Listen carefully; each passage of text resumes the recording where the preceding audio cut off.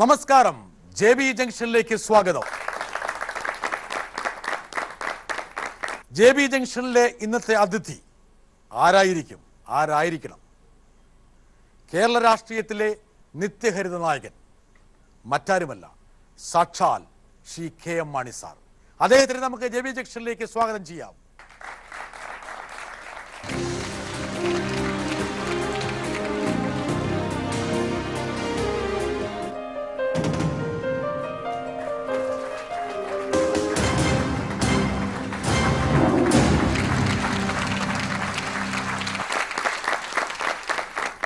മാണി സാറേ, ഞാനല്പം പരിഭ്രമത്തിലാണ്. എന്താ കാരണം വെച്ചാൽ എന്നെക്കാളും ചെറുപ്പവും ചുറുചുറുക്കും ഒരാളെ എന്നെ മുന്നിൽ കിട്ടിയിരിക്കുകയാണ്.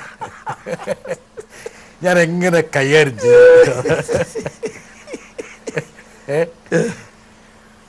ഞാൻ മാണി സാറിനെ കുറിച്ച് അവരോട് ചോദിച്ചപ്പോൾ പറഞ്ഞു, കേരള രാഷ്ട്രീയത്തിലെ നിത്യഹരിത നായകൻ എന്നുള്ള ഒരു നിർവചനം ആർക്കെങ്കിലും ചേരുമെങ്കിൽ അത് ശ്രീ KM മാണിക്ക് മാത്രമേ ചേരുള്ളൂ. സന്തോഷം. അപ്പോൾ ഒരാൾ കൂട്ടി പറഞ്ഞു, മലയാള രാഷ്ട്രീയത്തിലെ പ്രേംനസീറാണ് മാണി സാർ. ഞാൻ പുകഴ്ത്തി പറഞ്ഞല്ലേ, ഉള്ള കാര്യം പറയാമല്ലോ. നല്ല സാറിനൊന്നും തോന്നില്ല? എനിക്ക് നല്ല ഇങ്ങനെ എന്നെപ്പറ്റി നല്ല കാര്യങ്ങൾ പറയുമ്പോൾ എനിക്ക് തീർച്ചയായിട്ടും സന്തോഷമുണ്ട് വരുമല്ലോ. മാണി സാറിന് എനിക്ക് നിർവചിക്കാൻ പറ്റത്തില്ല. എന്താ കാരണം വെച്ചാൽ മാണി സാറിൻ്റെ രാഷ്ട്രീയ രൂപപരിണാമം പൂർത്തിയായോ എന്നുള്ള കാര്യത്തിൽ ഒരുപാട് സന്ദേഹങ്ങളുണ്ട്. ഒരുപക്ഷെ കേരള രാഷ്ട്രീയത്തിലെ ഒരു പാതി ചർച്ചകൾ മുഴുവൻ മാണി സാറിൻ്റെ ഉരുത്തിരിയാൻ പോകുന്ന രാഷ്ട്രീയ ഭാവത്തെക്കുറിച്ചാണ്. ഒരു നിഷ്കളങ്കമായ ചോദ്യമാണ്. വരാനിരിക്കുന്ന കാര്യങ്ങളല്ലേ, ഞാനിപ്പോൾ എങ്ങനെയാ ഇതിനെപ്പറ്റി പറയുന്നില്ല. ഇങ്ങനെ അങ്ങ് പോവും രാഷ്ട്രീയത്തിൽ. ഇത്രയും നാളും വലിയ വിഷമമൊന്നുമില്ലാതെ കുഴപ്പങ്ങളൊന്നുമില്ലാതെ ഇങ്ങനെ പോകുന്നു. ഇനിയും വലിയ കുഴപ്പമില്ലാതെ രാഷ്ട്രീയം അങ്ങ് പൂർത്തിയാക്കണമെന്നാണ് ഞാൻ ഉദ്ദേശിക്കുന്നത്. 5 പതിറ്റാണ്ട് കഴിഞ്ഞു, ഒരുപക്ഷെ 6 പതിറ്റാണ്ടിലേക്ക് നീങ്ങുകയാണ് രാഷ്ട്രീയ സബരിയ. കേരളത്തിലെ വളരെ അപൂർവ ആൾക്കാർക്ക് മാത്രമേ ഒരുപക്ഷെ അങ്ങനെയുള്ളൊരു റെക്കോർഡ് ഉള്ളൂ. പക്ഷെ അവർക്ക് പോലും മാണി സാറിൻ്റെ അത്രയും ഒരു നിറവിലുള്ള രാഷ്ട്രീയമില്ലതാണ്. സംതൃപ്തിയുണ്ടോ? അതെയോ? എനിക്ക് വളരെ സംതൃപ്തിയാണ്,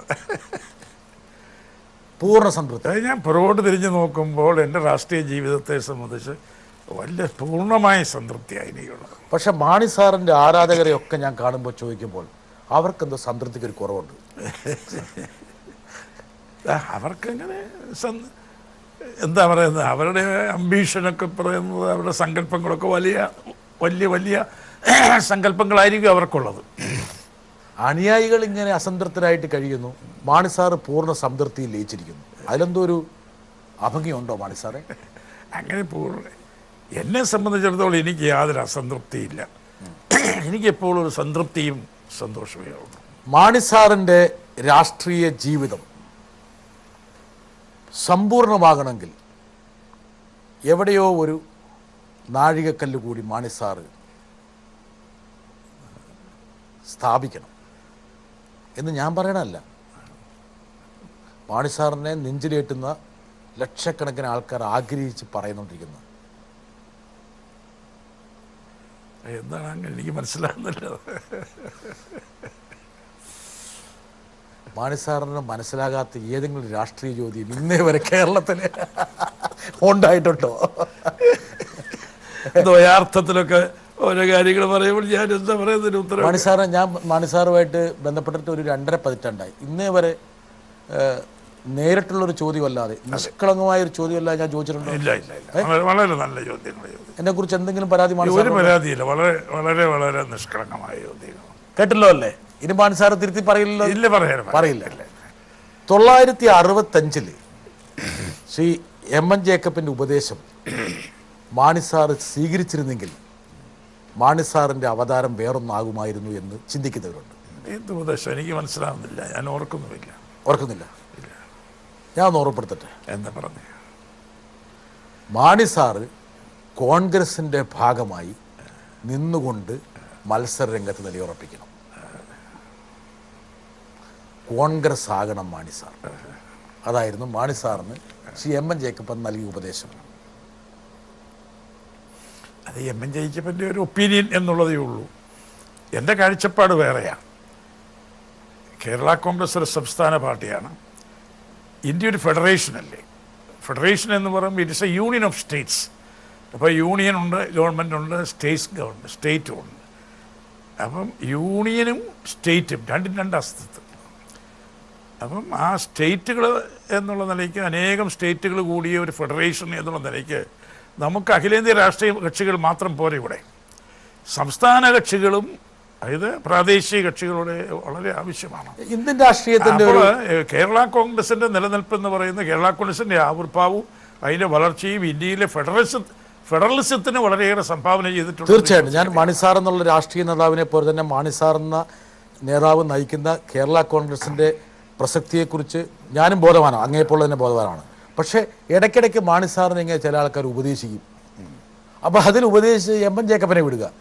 ഒരു പ്രാവശ്യം ശ്രീ എ കെ ആൻ്റണി പരസ്യമായി പറഞ്ഞു മാണി സാറിനെ ആദരിക്കുന്നൊരു ചടങ്ങിൽ, എനിക്കിപ്പോഴും ആ ഓർമ്മയുണ്ട്, ഈ മാണി സാറ് ഞങ്ങളുടെ മുതലായിരുന്നെങ്കിൽ ദേശീയ രാഷ്ട്രീയത്തെ അദ്ദേഹം കൈപ്പിടിയിൽ ഒതുക്കുമായിരുന്നു. അല്ല, അതങ്ങനെ നമുക്ക് ഒരു വഴിക്ക് പോയാൽ ഒന്ന്, വേറെ വഴിക്ക് പോയാൽ വേറൊന്ന്. ദേശീയ രാഷ്ട്രീയത്തിലേക്ക് ഞാൻ പോകുമായിരുന്നെങ്കിൽ വേറൊന്നായിരുന്നു. ശ്രീ ആന്റണി പറഞ്ഞതുപോലെയൊക്കെ എനിക്ക് വേണമെങ്കിൽ വ്യക്തിപരമായിട്ട് കൂടുതൽ നേട്ടങ്ങൾ ഉണ്ടാക്കാമായിരുന്നിരിക്കാം. പക്ഷേ എന്നെ സംബന്ധിച്ചിടത്തോളം ഉള്ളതൊരു റീജിയണൽ പാർട്ടി, ആ റീജിയണൽ പാർട്ടിയെ കെട്ടിപ്പടുക്കുക, റീജിയണൽ പാർട്ടിയെ ശക്തീകരിക്കുക. അപ്പോൾ റീജിയണൽ ആ പാർട്ടികളുടെ ഒരു അസ്തിത്വം, അതിൻ്റെ വളർച്ച, അത് തീർച്ചയായിട്ടും അതിനെന്തെങ്കിലും കോൺട്രിബ്യൂട്ട് ചെയ്യാൻ കേരള കോൺഗ്രസിൻ്റെ കോൺട്രിബ്യൂഷൻ വലുതാണ്. അപ്പം ആ നിലയ്ക്ക് ഞാൻ നോക്കുമ്പോൾ എൻ്റെ കോൺട്രിബ്യൂഷൻ അവിടെ. മാണി സാറിന് പക്ഷേ ഇതൊക്കെ കേൾക്കുമ്പോൾ മാണി സാറിനൊരു വളരെ സന്തോഷം തോന്നാറുണ്ടല്ലോ. ഏത് ഇങ്ങനെ ഈ പറഞ്ഞ ഒരു ദേശീയ പ്രസ്ഥാനത്തിൻ്റെ ഭാഗമായിരുന്നു എങ്കിൽ വലിയ ഉയർന്നു പോകേണ്ട ഒരാളായിരുന്നു മാണി സാർ എന്നുള്ള രാഷ്ട്രീയ നേതാവ് എന്ന് പറയുമ്പോൾ സ്വാഭാവികമായിട്ടൊരു മനസ്സിൻ്റെ ഉള്ളിലൊരു സന്തോഷം ഉണ്ടാവില്ല. ഞാൻ സന്തോഷത്തിൻ്റെ കാര്യമൊന്നുമില്ല. ഞാൻ ഒരു സ്ഥലത്ത് പറഞ്ഞു, ഒരു ഇൻ്റർവ്യൂവിൽ ഒരിക്കൽ പറയുകയുണ്ടായി, ഈ ഒരു അഭിഭാഷകനാണെങ്കിൽ ഡിസ്ട്രിക്ട് കോർട്ടിൽ പ്രാക്ടീസ് ചെയ്യാം, ഹൈക്കോടതി പ്രാക്ടീസ് ചെയ്യാം, സുപ്രീം കോടതി പ്രാക്ടീസ് ചെയ്യാം. ആ ഡിസ്ട്രിക്ട് കോർട്ടിൽ പ്രാക്ടീസ് ചെയ്താലും നല്ല അഭിഭാഷകനാണെങ്കിൽ ഹൈക്കോടതി പ്രാക്ടീസ് ചെയ്താലും സുപ്രീം കോടതി പ്രാക്ടീസ് ചെയ്താലും വലിയ വ്യത്യാസമൊന്നുമില്ല. നല്ല അഭിഭാഷകനാണെന്നുണ്ടെങ്കിൽ അയാൾക്കൊരു വലിയൊരു ഇതല്ലേ. അതിപ്പോൾ എവിടെ പ്രാക്ടീസ് ചെയ്യുന്നു എന്നുള്ളതല്ല, ഒരു ജൂറിസ്റ്റ് എങ്ങനെ പ്രാക്ടീസ് ചെയ്യുന്നുള്ളതാണ്. അപ്പം നമ്മൾക്ക് അഖിലേന്ത്യാ കക്ഷിയിലാണോ പ്രാദേശിക കക്ഷിയിലാണോ എന്നുള്ളതല്ല, നമ്മുടെ രാഷ്ട്രീയ പ്രവർത്തനത്തിൻ്റെ ആകെ തുകയാണ് അതിനെ സംബന്ധിച്ച്. ഒരുപക്ഷെ മാണി സാർ ചിന്തിക്കുന്നുണ്ടാവില്ല, പക്ഷെ മാണി സാറിനെ വിലയിരുത്തുന്ന, മാണി സാറിൻ്റെ രാഷ്ട്രീയ ജീവിതത്തെ സകൂതം നോക്കിക്കാണുന്ന ഒട്ടേറെ പേർ, അവർക്ക് എപ്പോഴും മനസ്സിലിങ്ങനെ ഇടയ്ക്കിടയ്ക്ക് പൊട്ടിമുളയ്ക്കുന്നൊരു ചോദ്യമാണ്. അത് അവർക്ക് മാത്രമല്ല, ഞാൻ ശ്രീ എ കെ ആന്റണിയുടെ കാര്യം പറഞ്ഞു, എം എൻ ജേക്കബിൻ്റെ കാര്യം പറഞ്ഞു, എന്തിനേറെ ശ്രീ ഉമ്മൻചാണ്ടി ഒരു പ്രാവശ്യം പരസ്യമായി മാണി സാറിനെ കോൺഗ്രസിലേക്ക് ക്ഷണിക്കുക പോലും ചെയ്തു. അതൊരു പാരയായിരിക്കും അല്ലേ? അങ്ങനെ അത് തീർച്ചയായിട്ടും അവർ ക്ഷണിച്ചു, അത് വേറൊരു കാര്യം. എന്നെ സംബന്ധിച്ചിടത്തോളം ഞാൻ അങ്ങനെ ആഗ്രഹിക്കുന്നു. എം എൻ ജേക്കബിൻ്റെ എ കെ ആന്റണിയുടെ പേര് പറയുമ്പോൾ മാണി സാറിന് കുഴപ്പമുണ്ടാവില്ല, പക്ഷേ ശ്രീ ഉമ്മൻചാണ്ടി ക്ഷണിച്ചു വന്നപ്പോൾ അതിനകത്തൊരു ക്ഷണിച്ചു എന്നുള്ളത് ശരിയാണ്. പക്ഷെ ഞാൻ അങ്ങനെ ആഗ്രഹിക്കുന്നില്ല. രണ്ടും രണ്ട് വഴികളാണെന്ന് ഞാൻ പറഞ്ഞില്ലേ. അവർ വേറൊരു വഴിക്ക് പോകുന്നു, ഞാൻ ഇങ്ങനെ വേറൊരു വഴിക്ക് പോകുന്നു. രണ്ടും ഈ പിന്നെ നമ്മുടെ ജനാധിപത്യത്തെ സംബന്ധിച്ചിടത്തോളം രണ്ടുപേരുടെയും കോൺട്രിബ്യൂഷൻ വലുതാണ്. ജനാധിപത്യത്തിൽ അഖിലേന്ത്യാ കക്ഷികളും സംസ്ഥാന പാർട്ടികളും ആവശ്യമായ ഘടകങ്ങളാണ്. കുറേ ആളുകൾ അഖിലേന്ത്യാ കക്ഷികൾ കാത്തു നിൽക്കുകയാണ് മാണി സാറിനോട് സംസാരിക്കാൻ വേണ്ടി. വരട്ടെ. 70 മുതൽ ഇന്ന് വരെയുള്ള ദേശീയ നേതാക്കളെ ചരിത്രം പരിശോധിച്ചാൽ അവരോടൊപ്പം തോളൊരുമി നിൽക്കുവാനുള്ള ശേഷിയും കഠിനാധ്വാനവും പ്രസൻസ് ഓഫ് മൈൻഡുമുള്ള ആളാണ് അങ്ങ്. 70 ദേശീയ രാഷ്ട്രീയത്തിലേക്ക് വരാനുണ്ടായിരുന്ന ഒരു അവസരം അത് മുതലാക്കി ബംഗാള കോൺഗ്രസ് നേതാവായിരുന്ന പ്രണബ് മുഖർജി ഇന്ന് ഇന്ത്യൻ പ്രസിഡന്റിൻ്റെ പദവിയിൽ എത്തിയിരിക്കുന്നു. അങ്ങയും ആ അവസരം ഉപയോഗിച്ചിരുന്നെങ്കിൽ ഒരുപക്ഷെ അങ്ങയും ഇതുപോലെയുള്ള സ്ഥാനങ്ങൾ തേടി വരുമായിരുന്നില്ലേ? സ്പഷ്ടമായൊരു ചോദ്യം. അത് വ്യക്തിപരമായ കാര്യമാണ്. ഞാൻ അങ്ങനെ ചെയ്തിരുന്നുവെങ്കിൽ വ്യക്തിപരമായി കൂടുതൽ നേട്ടങ്ങൾ ഉണ്ടാകുമായിരുന്നു, കൂടുതൽ സ്ഥാനങ്ങളിലേക്ക് വരുമായിരുന്നു എന്നുള്ളത്. വ്യക്തിപരമായ നേട്ടം മാത്രമല്ലല്ലോ പ്രധാനപ്പെട്ട ഒരു കാര്യം, നമ്മുടെ സംഭാവനകളല്ലേ ഏറ്റവും പ്രധാനപ്പെട്ട കാര്യം. മാണി സാർ പറഞ്ഞ മാണി സാർ എന്നുള്ള വ്യക്തിക്ക് നമുക്കെന്ത് കിട്ടി എന്നുള്ളതല്ല, നമുക്കെന്ത് കൊടുക്കാൻ കഴിഞ്ഞു, നമ്മുടെ സംഭാവനകളാ വലുത്. എന്നെ സംബന്ധിച്ച് എനിക്ക് കിട്ടിയതിനേക്കാൾ ഞാൻ കൂടുതൽ കൊടുത്തു. ഞാൻ പറഞ്ഞല്ലോ, ഇന്ത്യൻ ജനാധിപത്യത്തിൽ ഒരു സംസ്ഥാന പാർട്ടിയെ വളർത്തിയെടുക്കുക, ആ സംസ്ഥാന പാർട്ടികളുടെ വളർച്ച, അത് ഞാൻ ചെയ്തിരിക്കുന്ന ഒരു കോൺട്രിബ്യൂഷൻ വലുതാണ്. അപ്പോൾ ആ നിലയ്ക്കാണ് ഞാൻ നോക്കിയത്. ഞാൻ എൻ്റെ ഉയർച്ച, എൻ്റെ വളർച്ച, എൻ്റെ നേട്ടം ആ നിലയിൽ ഞാൻ ചിന്തിച്ചില്ല രാഷ്ട്രീയം. അതാണ് ഒരു പക്ഷേ അങ്ങനെ ചിന്തിച്ചിരുന്നു എങ്കിൽ ഇവർ പറയുന്ന പോലെ ചെയ്യുമായിരുന്നെങ്കിൽ ഇവർ പറയുന്ന നേട്ടങ്ങൾ ഉണ്ടാകുമായിരുന്നു. അത് ഞാൻ പറഞ്ഞല്ലോ, എൻ്റെ വ്യക്തിപരമായ നേട്ടങ്ങളും ഉയർച്ചയൊക്കെ ആയിരുന്നുവെങ്കിൽ വഴി വേറെയായിരുന്നു, ആകാമായിരുന്നു. പക്ഷെ ഞാനതിനു വേണ്ടി ചിന്തിച്ചില്ല. എനിക്കതിന് ദുഃഖമൊന്നുമില്ല. വളരെ ചെറുപ്പത്തിലെ രാഷ്ട്രീയ ജീവിതത്തിലേക്ക് വന്നു, വളരെ ശ്രദ്ധേയമായ പങ്ക് വഹിച്ചു, മിടുക്കനായിരുന്നു, ബ്രില്യൻറ്റ്, നല്ലൊരു അഭിഭാഷകൻ, ചുറുചുറുക്കുള്ള ആൾ, ഏത് കാര്യം ഏൽപ്പിച്ചാലും നിമിഷ നേരം കൊണ്ട് അതിനൊരു സൊല്യൂഷൻ കാണുന്ന ആൾ. കുഞ്ഞുമാണിയിൽ നിന്ന് മാണി സാറിലേക്ക് വളർന്നു. മാണി സാറേ, അത് മനസ്സിലായി. കുഞ്ഞുമാണിയിൽ നിന്ന് മാണി സാറിലേക്ക് വളർന്നു. സാർവത്രികമായി മാണി സാറായി. ഒരു അപവാദമില്ല. പ്രതിപക്ഷ ഭരണപക്ഷ സമൂഹത്തിൻ്റെ ഏത് മതതലങ്ങളെ വെച്ച് നോക്കിയാലും മാണി സാർ തന്നെ. പക്ഷേ അധികാര സ്ഥാനങ്ങളിലും തസ്തികകളിലും വലിയൊരു മാറ്റം പ്രതിഫലിച്ചില്ല. അത് ഞാൻ പറഞ്ഞത്, അങ്ങനെ ഒരു മാറ്റം ഞാൻ ആഗ്രഹിക്കുന്നില്ല. ഇപ്പം നമ്മുടെ രാഷ്ട്രീയം എന്ന് പറയുന്നത് ജനസേവനമാണ്. നമ്മുടെ സ്വന്തമായ ആ വ്യക്തിപരമായിട്ടുള്ള നേട്ടങ്ങൾ അല്ലല്ലോ പ്രധാനമായിട്ടുള്ളത്, അതല്ലല്ലോ നമ്മുടെ ലക്ഷ്യം. അപ്പോൾ എന്നെ സംബന്ധിച്ചിടത്തോളം അതിന് ഒരു ദുഃഖത്തിൻ്റെ ഒരു കാര്യവുമില്ല. എനിക്ക് ആ ദുഃഖത്തിൻ്റെ ഒരു കാര്യമില്ല. എനിക്ക് പൂർണ്ണമായി സംതൃപ്തിയാണ്. കാരണം ഒരു റീജിയണൽ പാർട്ടിയുടെ നേതാവ് എന്നുള്ള നിലയ്ക്ക് ആ റീജിയണൽ പാർട്ടിയുടെ കക്ഷി പ്രവർത്തന രംഗത്ത് എനിക്ക് വളരെ വളരെ വളരെ ഇതിപ്പോൾ ഞാനുള്ള കാര്യം പറയട്ടെ. മാണി സാറിനെ പതിറ്റാണ്ടുകളായിട്ട് നേരിട്ടറിയാവുന്നതാണ്.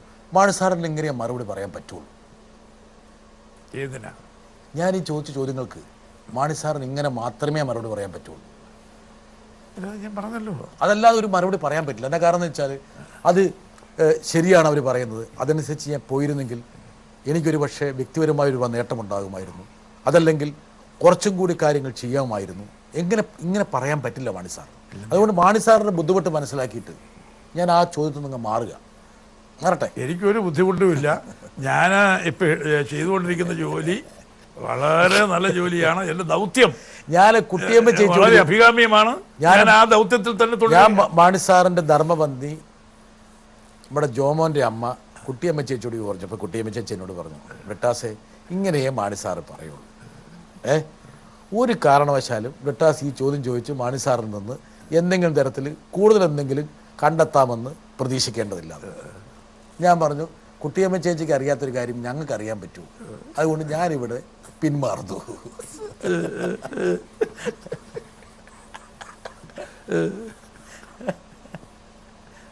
എന്താണ് കേട്ടല്ലേ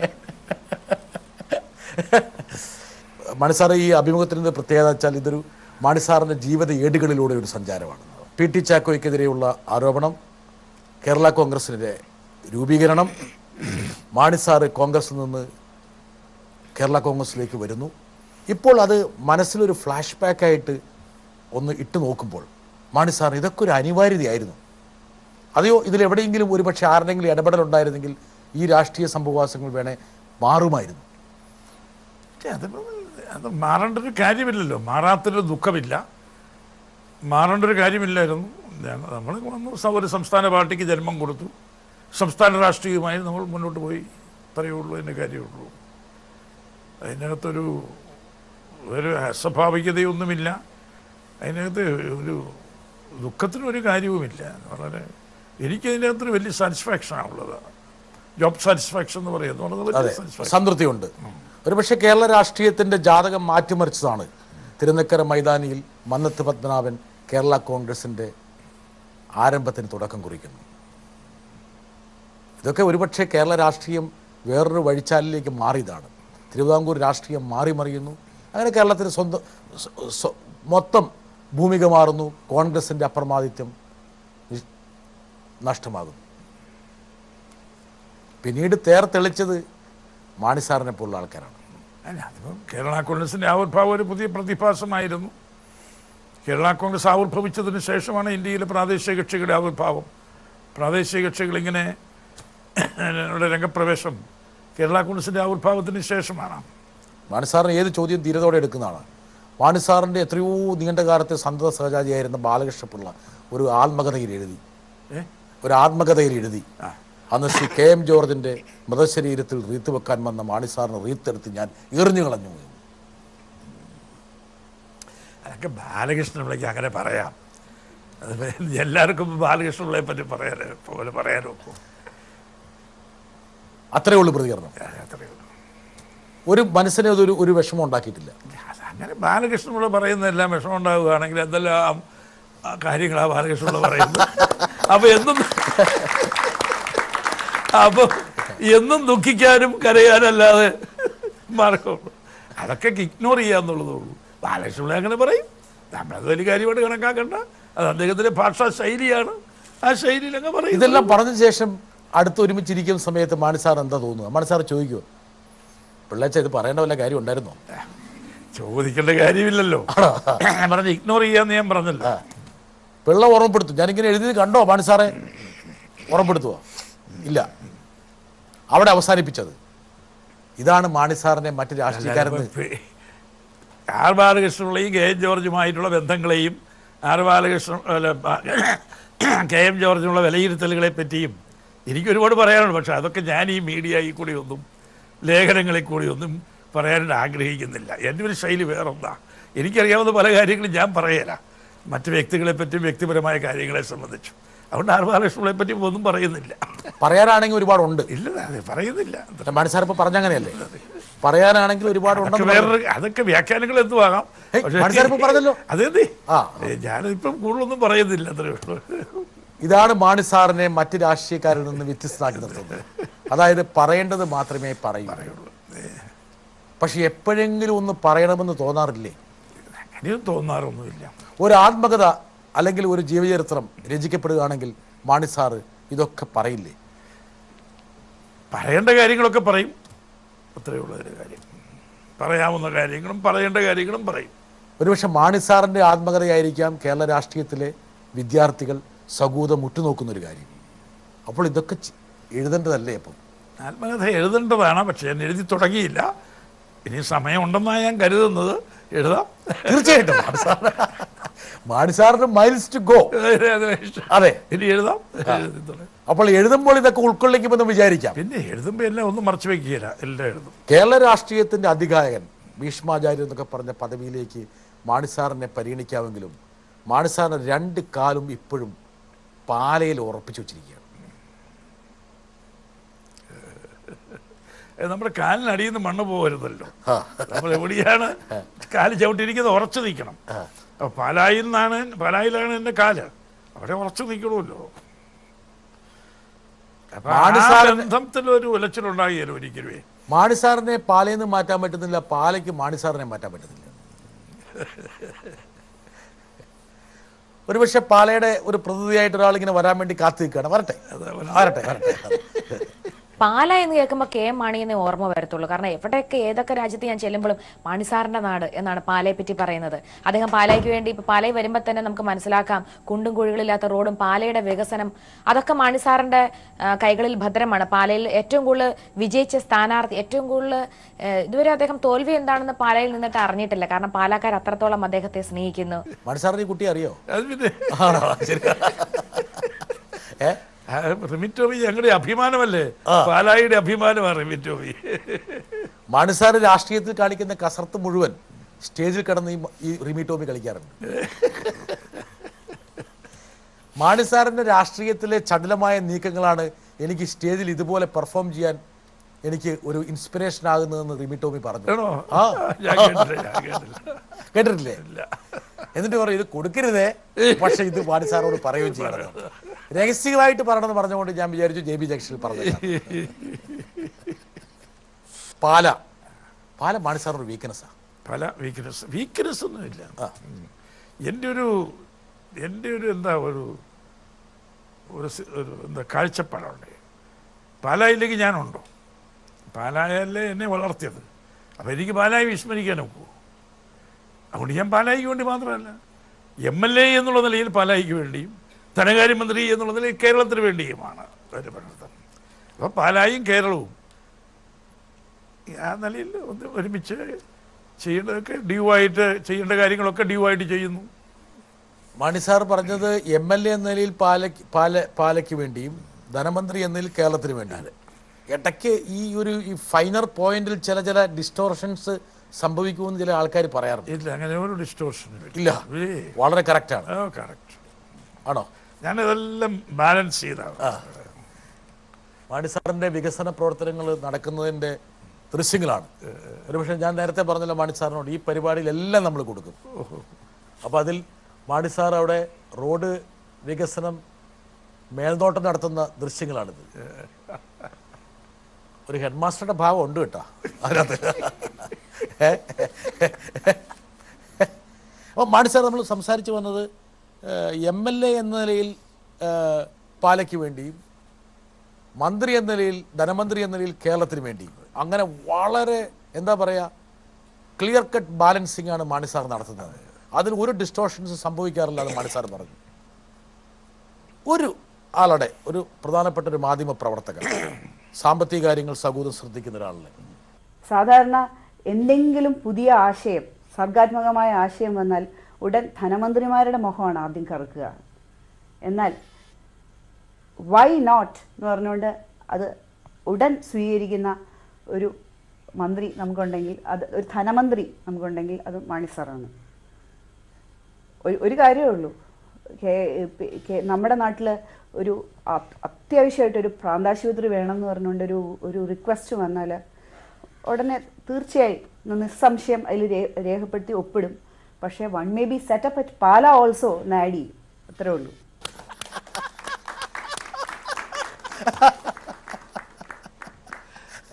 മാണി സാറേ, സരിതാ വർമ്മ മാണി സാറിനെ ഒന്ന് പിടിച്ച് കാലിൽ വലിച്ചു. ആള് വളവത്തിയല്ലേ? സമർത്ഥ്യ? അത് സമർത്ഥ്യാണ്. വാഴ നനയുമ്പം പാലായും നനയുണ്ട്. ശരി. അപ്പൊ കേരളം ഒട്ടാകെ നമ്മൾ കുളിർമ കൊടുക്കുമ്പോൾ അതിനകത്താ പാല, അല്ലാതെ പാലായിക്ക് ഒരു പ്രത്യേകതയൊന്നും ഇല്ല. അങ്ങനെയല്ല മാണി സാർ, അത് തെങ്ങിന് വെള്ളം ഒഴിക്കുമ്പോൾ വാഴയ്ക്കും കിട്ടുന്നുള്ളതല്ലേ? അങ്ങനെയല്ലേ? പക്ഷെ മാണി സാർ നേരിട്ടാ വെള്ളം ഒഴിക്കുന്ന അവിടെ. അതാണ് മാണി സാർ തെങ്ങിന് വെള്ളം കിട്ടാൻ വേണ്ടി വാഴയ്ക്ക് വെള്ളം ഒഴിക്കുകയാണ്. ഞാൻ എൻ്റെ 11 ബഡ്ജറ്റുകൾ എടുക്കുന്നുവെങ്കിൽ കേരളത്തിൻ്റെ വികസനത്തിന് എത്രയോ വലിയ സ്ഥായിയായ സംഭാവനയാണ് കേരള വികസനത്തിന് വേണ്ടി ധനമന്ത്രി എന്നുള്ള നിലയിൽ ഞാൻ ചെയ്തിട്ടുള്ളത്. ഞാൻ ഓർക്കാം, ഞാൻ ഈ 11 ബഡ്ജറ്റുകൾ എടുത്തപ്പോൾ വികസനോന്മുഖമായ ബഡ്ജറ്റുകൾ, ജനക്ഷേമ പരിപാടികൾ, രണ്ടും വികസനവും കരുതലും ഒരുമിച്ച് കൊണ്ടുപോവുക ചെയ്ത് എത്രയോ വികസന പരിപാടികൾ, വികസനത്തിൻ്റെ ഹൈവേയിലേക്ക് കേരളത്തെ പിന്നെ കുതിപ്പിക്കുന്നതിന് വേണ്ടിയുള്ള ഒരുപാട് പരിപാടികൾ കാഴ്ചവെച്ചിട്ടുണ്ടല്ലോ. അപ്പം കേരളത്തെ സംബന്ധിച്ചിടത്തോളം കേരളമാണ് എൻ്റെ എപ്പോഴും ഉള്ള ഒരു. മാണി സാറിനൊരു പ്രത്യേകത എന്ന് വെച്ചാൽ മാണി സാർ 2 മുന്നണിക്ക് വേണ്ടിയിട്ടും ബജറ്റ് അവതരിപ്പിച്ചിട്ടുണ്ട്. ഇടതും വരതെന്നുള്ള വകഭേദമില്ല. അതൊക്കെ നമ്മൾ എവിടെയാണ്, നമ്മുടെ കർത്തവ്യം അതാത് കാലഘട്ടത്തിൽ നമ്മുടെ കർത്തവ്യങ്ങൾ നിറവേറ്റുക എന്നുള്ളതല്ലേ നമ്മുടെ ദൗത്യം. അതാണ് ദൗത്യമാണ് പ്രധാനം. അതെ, മറ്റ് ആവരണങ്ങൾക്കൊന്നും ഒരു പ്രസക്തിയില്ല. ഈ ഒരു ചോദ്യവും ഉത്തരവും മാണി സാർ ഇനി ഞാൻ ചോദിക്കാൻ പോകുന്ന ചോദ്യത്തിന്റെ സമയത്ത് ഞാൻ ഓർമ്മിപ്പിക്കും. ഒരു കുഴപ്പമില്ല, ഒരു കുഴപ്പമില്ല. ഞാൻ ട്രാക്കിൽ നിന്ന് മാറിയില്ല, വഴിതെറ്റില്ലാതെ. മാണി സാറ് മന്ത്രിയാകുന്നു, ആഭ്യന്തരമന്ത്രിയായി അതിനിടയ്ക്ക്, അതും ശ്രീ കരുണാകരനെ മാറ്റിക്കൊണ്ട്. ചെറിയ ആളെയൊന്നുമല്ല മാറ്റിയത്, ശ്രീ കെ കരുണാകരനെ മാറ്റി അവിടെ ആഭ്യന്തര പദം കൊണ്ടുവരുന്നു. ആഭ്യന്തര വകുപ്പ് ഏറ്റെടുത്തിട്ട് വളരെ ശക്തമായ രീതിയിൽ അവിടെ പ്രവർത്തിക്കുന്നു. രാജൻ കേസിൽ പോലീസുകാരെയൊക്കെ ഒന്നൊന്നായിട്ട് തൂക്കിയെടുക്കുന്നത് മാണി സാറാണ്. തൻ്റെ അടിയായിരുന്നു എന്നല്ലേ? അത് ഞാൻ ആഭ്യന്തരമന്ത്രി ആയിരുന്നപ്പോഴാണല്ലോ വലിയ പ്രക്ഷുബ്ധമായ രംഗങ്ങളെല്ലാം ഉണ്ടായത്. ഞാൻ ആഭ്യന്തരമന്ത്രിയായപ്പോഴാണ് എന്ന് പറഞ്ഞാൽ രാജൻ കേസിൻ്റെയൊക്കെ അതിന്മേലൊക്കെ നടപടിയെടുക്കേണ്ടി വന്നത് ഞാൻ നിർബന്ധിതനായി. അപ്പോൾ വലിയ ഉന്നതരായ പോലീസ് ഉദ്യോഗസ്ഥന്മാരെയൊക്കെ സസ്പെൻഡ് ചെയ്യേണ്ടി വന്നു, നടപടികൾ എടുക്കേണ്ടി വന്നു. പല പല കാര്യങ്ങൾ ചെയ്യേണ്ടി വന്നു. ഒന്ന് പതറിയോ അന്നേരം? ഞാനൊന്നും മുഖം നോക്കാതെ അന്ന് പതറിയോ? ഒന്ന് ചെറുതായിട്ട് ഒന്നും പതറിയില്ല. വളരെ ധീരമായി തന്നെ ആരാ ധൈര്യം തന്നത്? മണിസാർ ആഭ്യന്തര മന്ത്രിയായിരുന്നപ്പോൾ പ്രവർത്തിക്കുകയുണ്ടായി. ആരെങ്കിലും പ്രധാനമായിട്ട് ധൈര്യം തരാനുണ്ടായിരുന്നു? എനിക്ക് എൻ്റെ ആന്തരികമായി തന്നെ എനിക്ക് അതിൻ്റെ ഒരു ധൈര്യം ഉണ്ടായിരുന്നു. ആന്തരിക ഊർജ്ജമാണ് മാണിസാറിനെ നയിക്കുന്നത്. ബാഹ്യശക്തികളുടെ നിയന്ത്രണവും വേണ്ടതില്ല, അവരുടെ ഊർജ്ജവും വേണ്ടതില്ല. ഇത് ഓർമ്മ വെക്കണ കേട്ടോ. അത് വെക്കാം. നയനാർ മന്ത്രിസഭ അല്ല, അതിന് മുമ്പ് വേറൊരു കാര്യമുണ്ടല്ലോ. ഈ ഇംഗ്ലീഷിലൊരു ചൊല്ലുണ്ട്, slip between the cup and the lip. ഒരു പക്ഷെ ആ ചൊല്ല് ഏറ്റവും കൂടുതൽ മനസ്സിലെങ്കിലും ഉച്ചരിക്കുന്ന ഒരാൾ വേറൊരാളല്ല, അത് മാണിസാറായിരിക്കും. ഞാൻ പറഞ്ഞ പുരളും മാണിസാറിന് പിടികിട്ടി.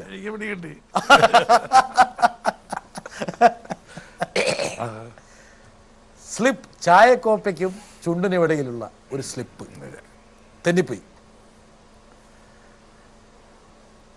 ഞാൻ ആ മുഖത്തിന്റെ ഭാവം നോക്കട്ടെ, ഒരു സെക്കൻഡ് ആയിരുന്നു.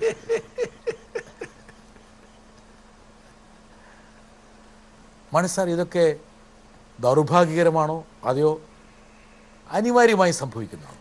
അതൊക്കെ ഇങ്ങനെ ഓരോന്ന് രാഷ്ട്രീയത്തിൽ ഇങ്ങനെ കിടക്കില്ലേ? ഇതുണ്ടെങ്കിൽ നമ്മളൊന്നും ഇതിനൊക്കെ ഇത് ഓർത്ത് ചിന്തിക്കുകയും പരിതപിക്കുകയും നിരാശപ്പെടുകയൊക്കെ ചെയ്യുന്നതിലാണ്. അങ്ങനെ വരുമ്പോൾ അങ്ങനെയുള്ളവരൊന്നും രാഷ്ട്രീയത്തിന് കൊള്ളില്ല. ഏതിനെ കുറിച്ച് നിരാശപ്പെടുന്ന കാര്യം ഇദ്ദേഹം പറഞ്ഞ ബ്രിട്ടാസ് പറഞ്ഞ കാര്യം ഞാൻ ഒന്നും പറഞ്ഞില്ല. അല്ല, ഞാനും ഒന്നും പറഞ്ഞില്ലല്ലോ.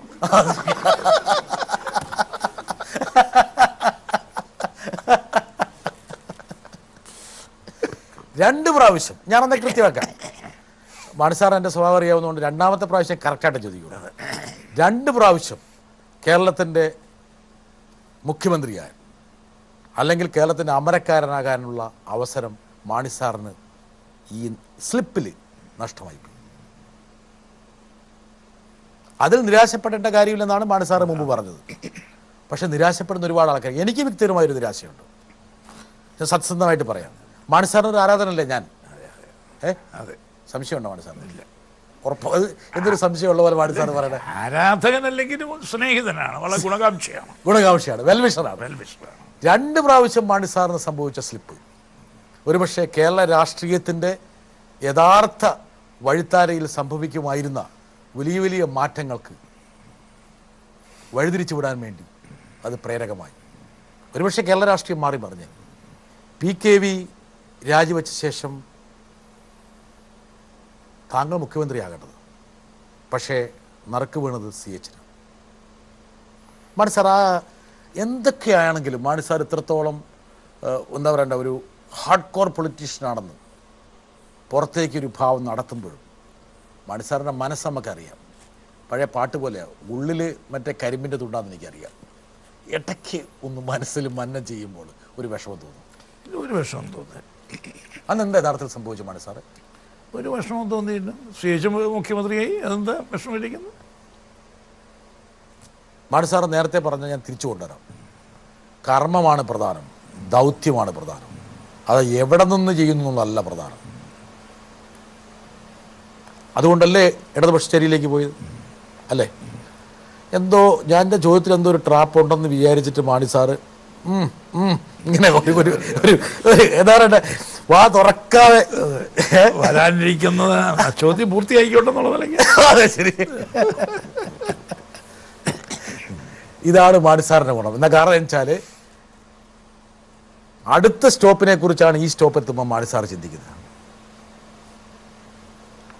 അതായത് വരാൻ പോകുന്ന വാചകത്തെ മുന്നിൽ കണ്ടുകൊണ്ടാണ് ഇപ്പോഴത്തെ വാചകം പറയുന്നത്. നിയമസഭയിലും മാണിസാർ ഈ പെർഫോമൻസാണ്. എന്താ കാരണം വെച്ചാൽ സപ്ലിമെൻ്ററിയെ കുറിച്ച് ചിന്തിച്ചിട്ടാണ് ആദ്യത്തെ ചോദ്യത്തിന് 3 ചോദ്യത്തിന് മാണിസാർ മറുപടി പറയുന്നത്.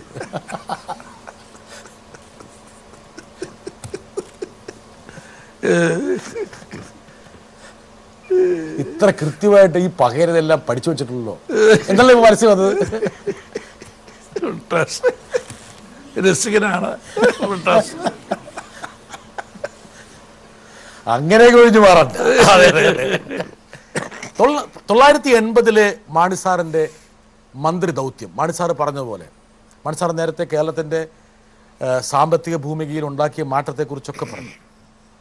ഒരുപക്ഷെ ഇടതുപക്ഷത്തോട് ചേർന്ന് നിൽക്കാൻ കഴിയുന്ന ദാർശനിക സ്വഭാവം എനിക്കുണ്ട് എന്ന് മാണി സാറ് കേരളത്തിനും ലോകത്തിനും ഒന്ന് കാണിച്ചു കൊടുത്തു. ക്ഷേമ പദ്ധതികൾ, പെൻഷനുകൾ. ഒരുപക്ഷെ ഒരു ഭരണാധികാരിക്ക് അഭിമാനത്തോടെ ഒപ്പം അല്പം അഹങ്കാരവും വേണം തോന്നാം.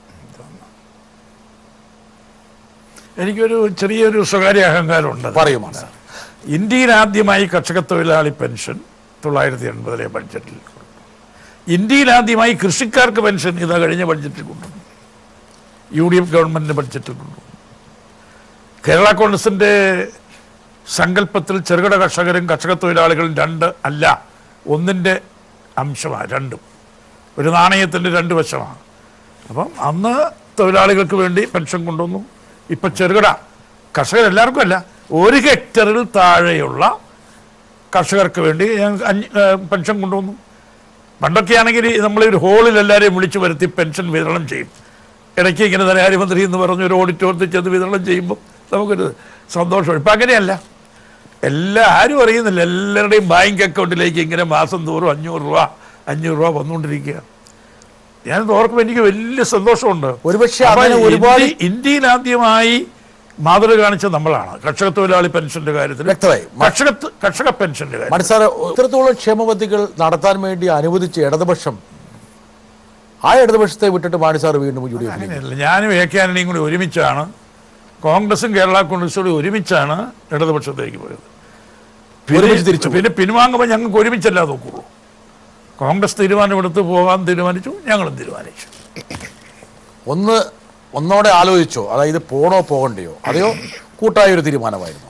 അന്ന് നമുക്ക് ആഭ്യന്തര വകുപ്പിൻ്റെ പരാജയം, ലോ ആൻഡ് ഓർഡറിൻ്റെ തകർച്ച, ക്രമസമാധാന തകർച്ച എന്നൊക്കെ പറഞ്ഞ ജനങ്ങളോടല്ലേ നമ്മുടെ ഉത്തരവാദിത്വം. ആ ക്രമസമാധാന തകർച്ച അത് പാരമ്യത്തിലെത്തിയപ്പോൾ കോൺഗ്രസ് തീരുമാനമെടുത്ത് പിൻവലിയാം. അപ്പം ഞങ്ങളും തീരുമാനമെടുത്ത് പിന്തിരിയാം.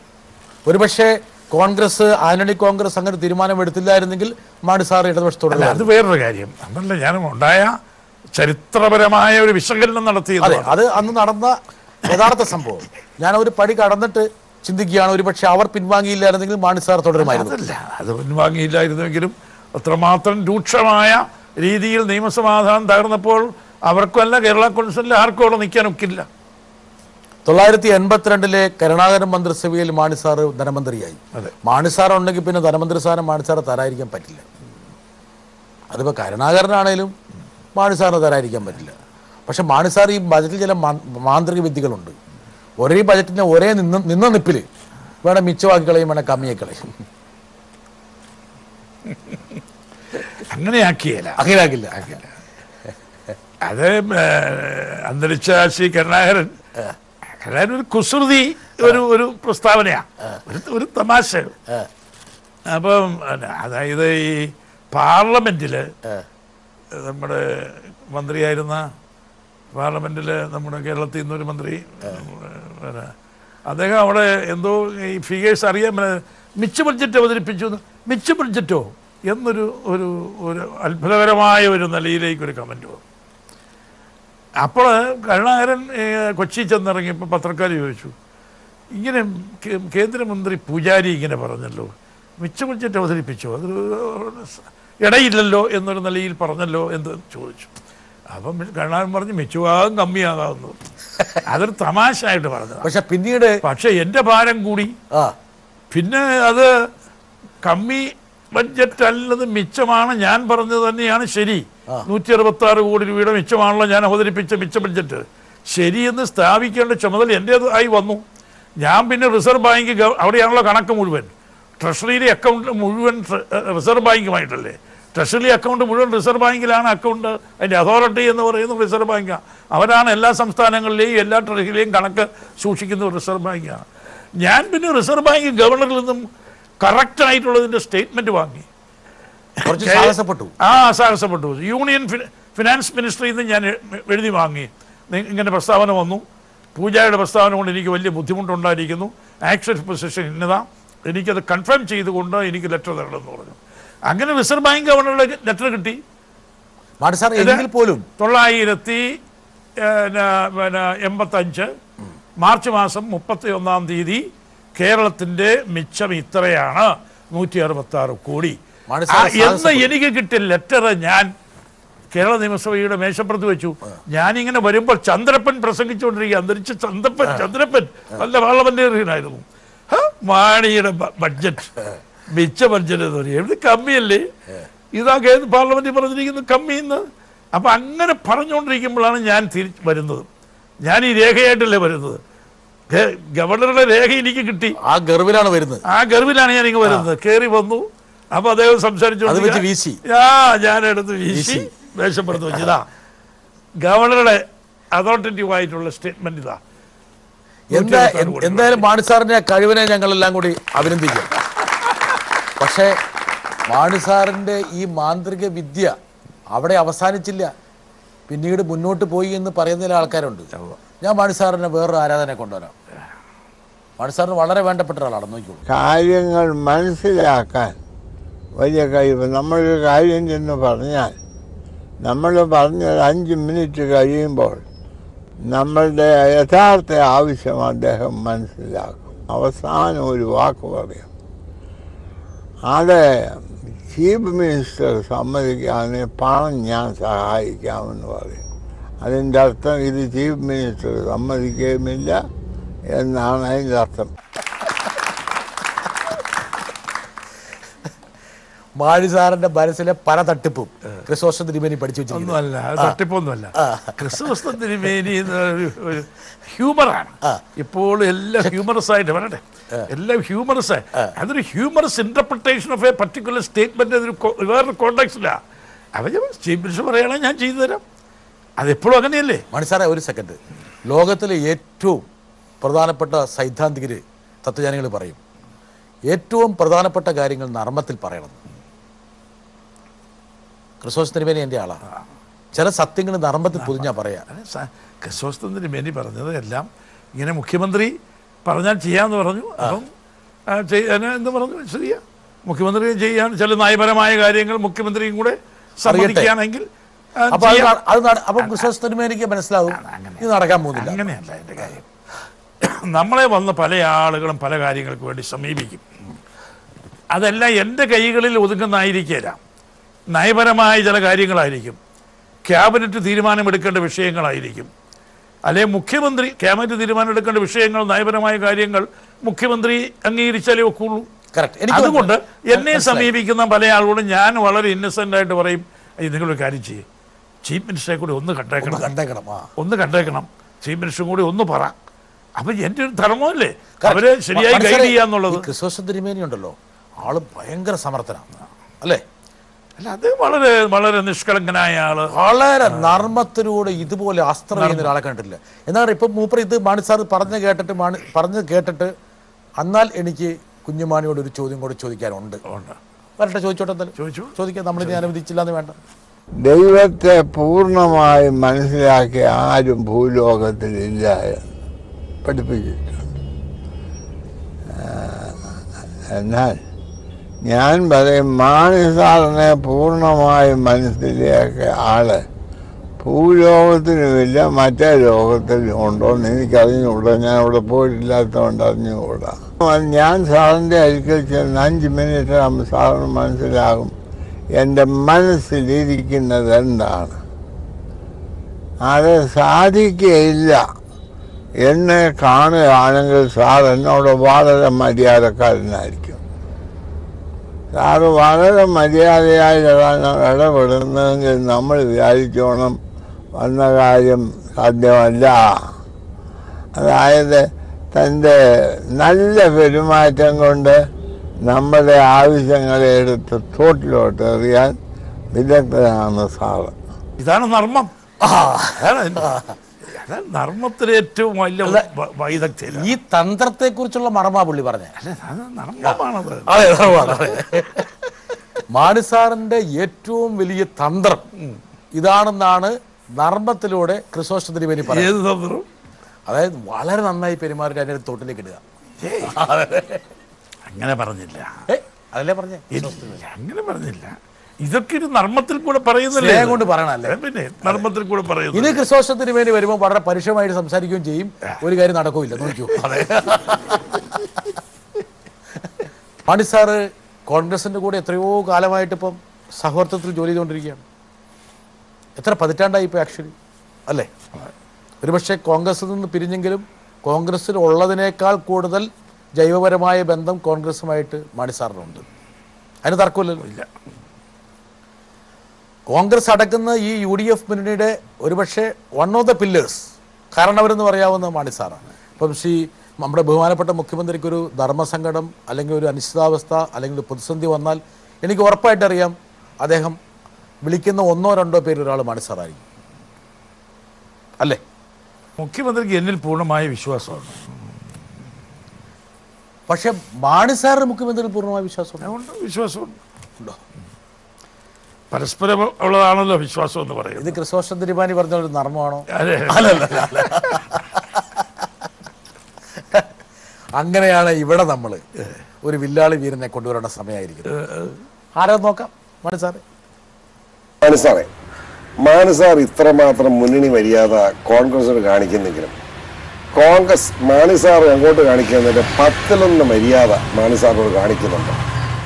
കേരള കോൺഗ്രസ് പ്രവർത്തന വികാരം പ്രകടിപ്പിക്കുന്നത് ഞാൻ കേട്ടിട്ടുണ്ട്. അതുകൊണ്ട് ചോദിക്കുക, 10-1 100-1 മാണി സാർ അങ്ങോട്ട് കാണിക്കുന്ന സ്നേഹത്തിന്റെ 100-1 സ്നേഹമോ മര്യാദയോ കോൺഗ്രസ് നേതൃത്വം മാണി സാറിനോട് കാണിക്കുന്നുണ്ടോ? മാണി സാറേ, ഇനി പറയാതിരിക്കാൻ പറ്റില്ല. കൂടെ കിടക്കുന്നതിന് രാപ്പനെ അറിയുന്ന പറഞ്ഞത് പറഞ്ഞിരിക്കുക. ഇതൊക്കെ ഇത് ക്രിസോസ്റ്റം തിരുമാനിയോട് പോലെ തമാശയാണ്. ബൈബിളിലൊരു വാക്കുണ്ട്, നിന്നെ സ്നേഹിക്കുന്നവനെ നീ സ്നേഹിച്ചിട്ട് എന്താ കാര്യം?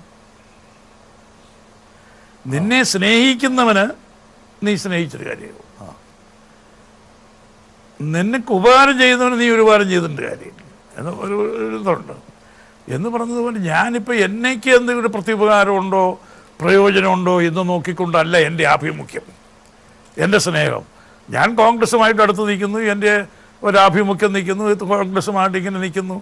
അതുകൊണ്ട് എനിക്കെന്ത് കിട്ടി എനിക്കത് പ്രയോജനമുണ്ടോ ആ നില ഞാൻ ചിന്തിച്ചുകൊണ്ടല്ല എന്നാ ഞാൻ പറഞ്ഞത് അർത്ഥം. അപ്പോൾ ഞാനും ബൈബിൾ വായിച്ചിട്ടുണ്ട്. അതിലൊന്നും കാരണം എന്ന് വെച്ചാൽ നിങ്ങളെ ശത്രുവിനെ പോലും നിങ്ങൾ സ്നേഹിക്കണം. അതല്ലേ മാണി സാർ ഉദ്ദേശിച്ചത്? ശത്രുവിനെ പോലും സ്നേഹിക്കണം എന്നുള്ളതാണ്. സ്നേഹിക്കുന്ന ഒരാളാണ് ഞാൻ. അതെ. അപ്പോൾ വളരെ കറക്റ്റായി. അല്ല, അതുകൊണ്ട് അവരുടെ ശത്രുവാന്നല്ല. അധികം പറഞ്ഞില്ല. ഞാൻ ആ ബൈബിളിൻ്റെ ഒരു ഇൻ്റർപ്രിട്ടേഷൻ ഒന്നും കൂടി നമ്മുടെ ഈ ചെറുപ്പക്കാരായിട്ടുള്ള ഇവർക്കൊന്നും മനസ്സിലാവുന്നുണ്ടാവില്ല. അതെ, അപ്പോൾ അവർക്ക് കുറച്ചുകൂടെ സ്പഷ്ടമായി മനസ്സിലാകാനും ഒരുപക്ഷെ സംശയമുള്ള പ്രേക്ഷകരുടെ മനസ്സിൽ നിന്ന് ആ സംശയത്തെ മാറ്റാനും കൂടി കൃത്യമായി പറഞ്ഞു. ബൈബിളിൽ വേറൊരു വാചകം കൂടെ ഉണ്ട്, നല്ലൊരു ആട്ടിടയൻ ആരാന്നുള്ളത്. അതായത് കൂടെയുള്ള ആട്ടുകുഞ്ഞുങ്ങളെ പരിപാലിക്കുന്നതല്ല, കൂട്ടം തെറ്റിപ്പോകുന്ന ഈ 99 ആടുകളെ ഒഴിവാക്കി കൂട്ടം തെറ്റിപ്പോകുന്ന ഒരു ആടിനെ കൊണ്ടുവരാൻ വേണ്ടി പോകുന്ന ആട്ടിടയനാണ് ഏറ്റവും നല്ലത്. അങ്ങനെയൊന്നും ഇല്ലേ മാണി സാറേ? ഉണ്ടല്ലോ അല്ലേ? അതുപോലെ ശത്രുവിനെ മിത്രത്തെക്കാൾ നന്നായി സ്നേഹിക്കുക, അതാണ് യേശുക്രിസ്തുവിൻ്റെ. ഈ 2 കാര്യങ്ങൾ മനസ്സിൽ വെച്ചുകൊണ്ടാണോ ഇപ്പോൾ നമ്മൾ കണ്ട വില്ലാളി വീരനെ സ്നേഹിച്ചു തുടങ്ങിയത് മാണി സാറ്? ജോർജിന്റെ ഒരു ശൈലി, ഭാഷാ ശൈലി അതല്ല, ജോർജിന്റെ ഒരു അതല്ല. PC ജോർജിനോട് മാണി സാറ് കാണിക്കുന്ന സ്നേഹത്തിന്റെ അടിസ്ഥാനം ഞാൻ പറഞ്ഞ ബൈബിളിലെ വചനങ്ങളാണോ എന്നാ ചോദിച്ചത്. അല്ല, അതിപ്പം ബൈബിളിലെ വചനം വെച്ചാൽ PC ജോർജിനെ ഞാൻ ആത്മാർത്ഥമായിട്ട് സ്നേഹിക്കുന്നു. അത് വേറൊരു കാര്യം. അതെങ്ങനെ വേണമെങ്കിലും വ്യാഖ്യാനിക്കാം, ദുർവ്യാഖ്യാനിക്കാം.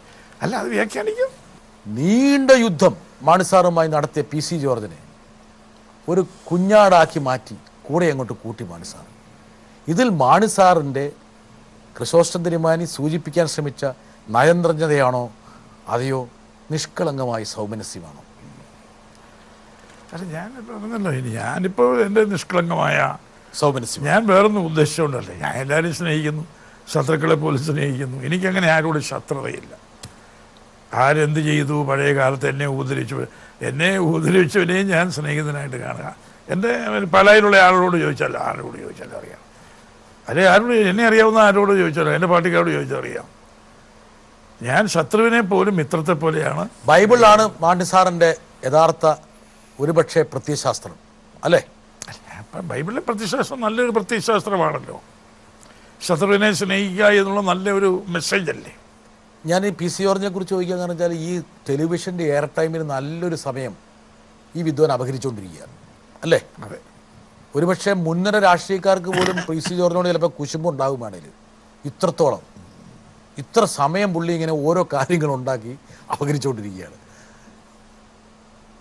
പക്ഷെ എല്ലാവരും കുറ്റം പറയുന്ന ആരാന്നറിയോ?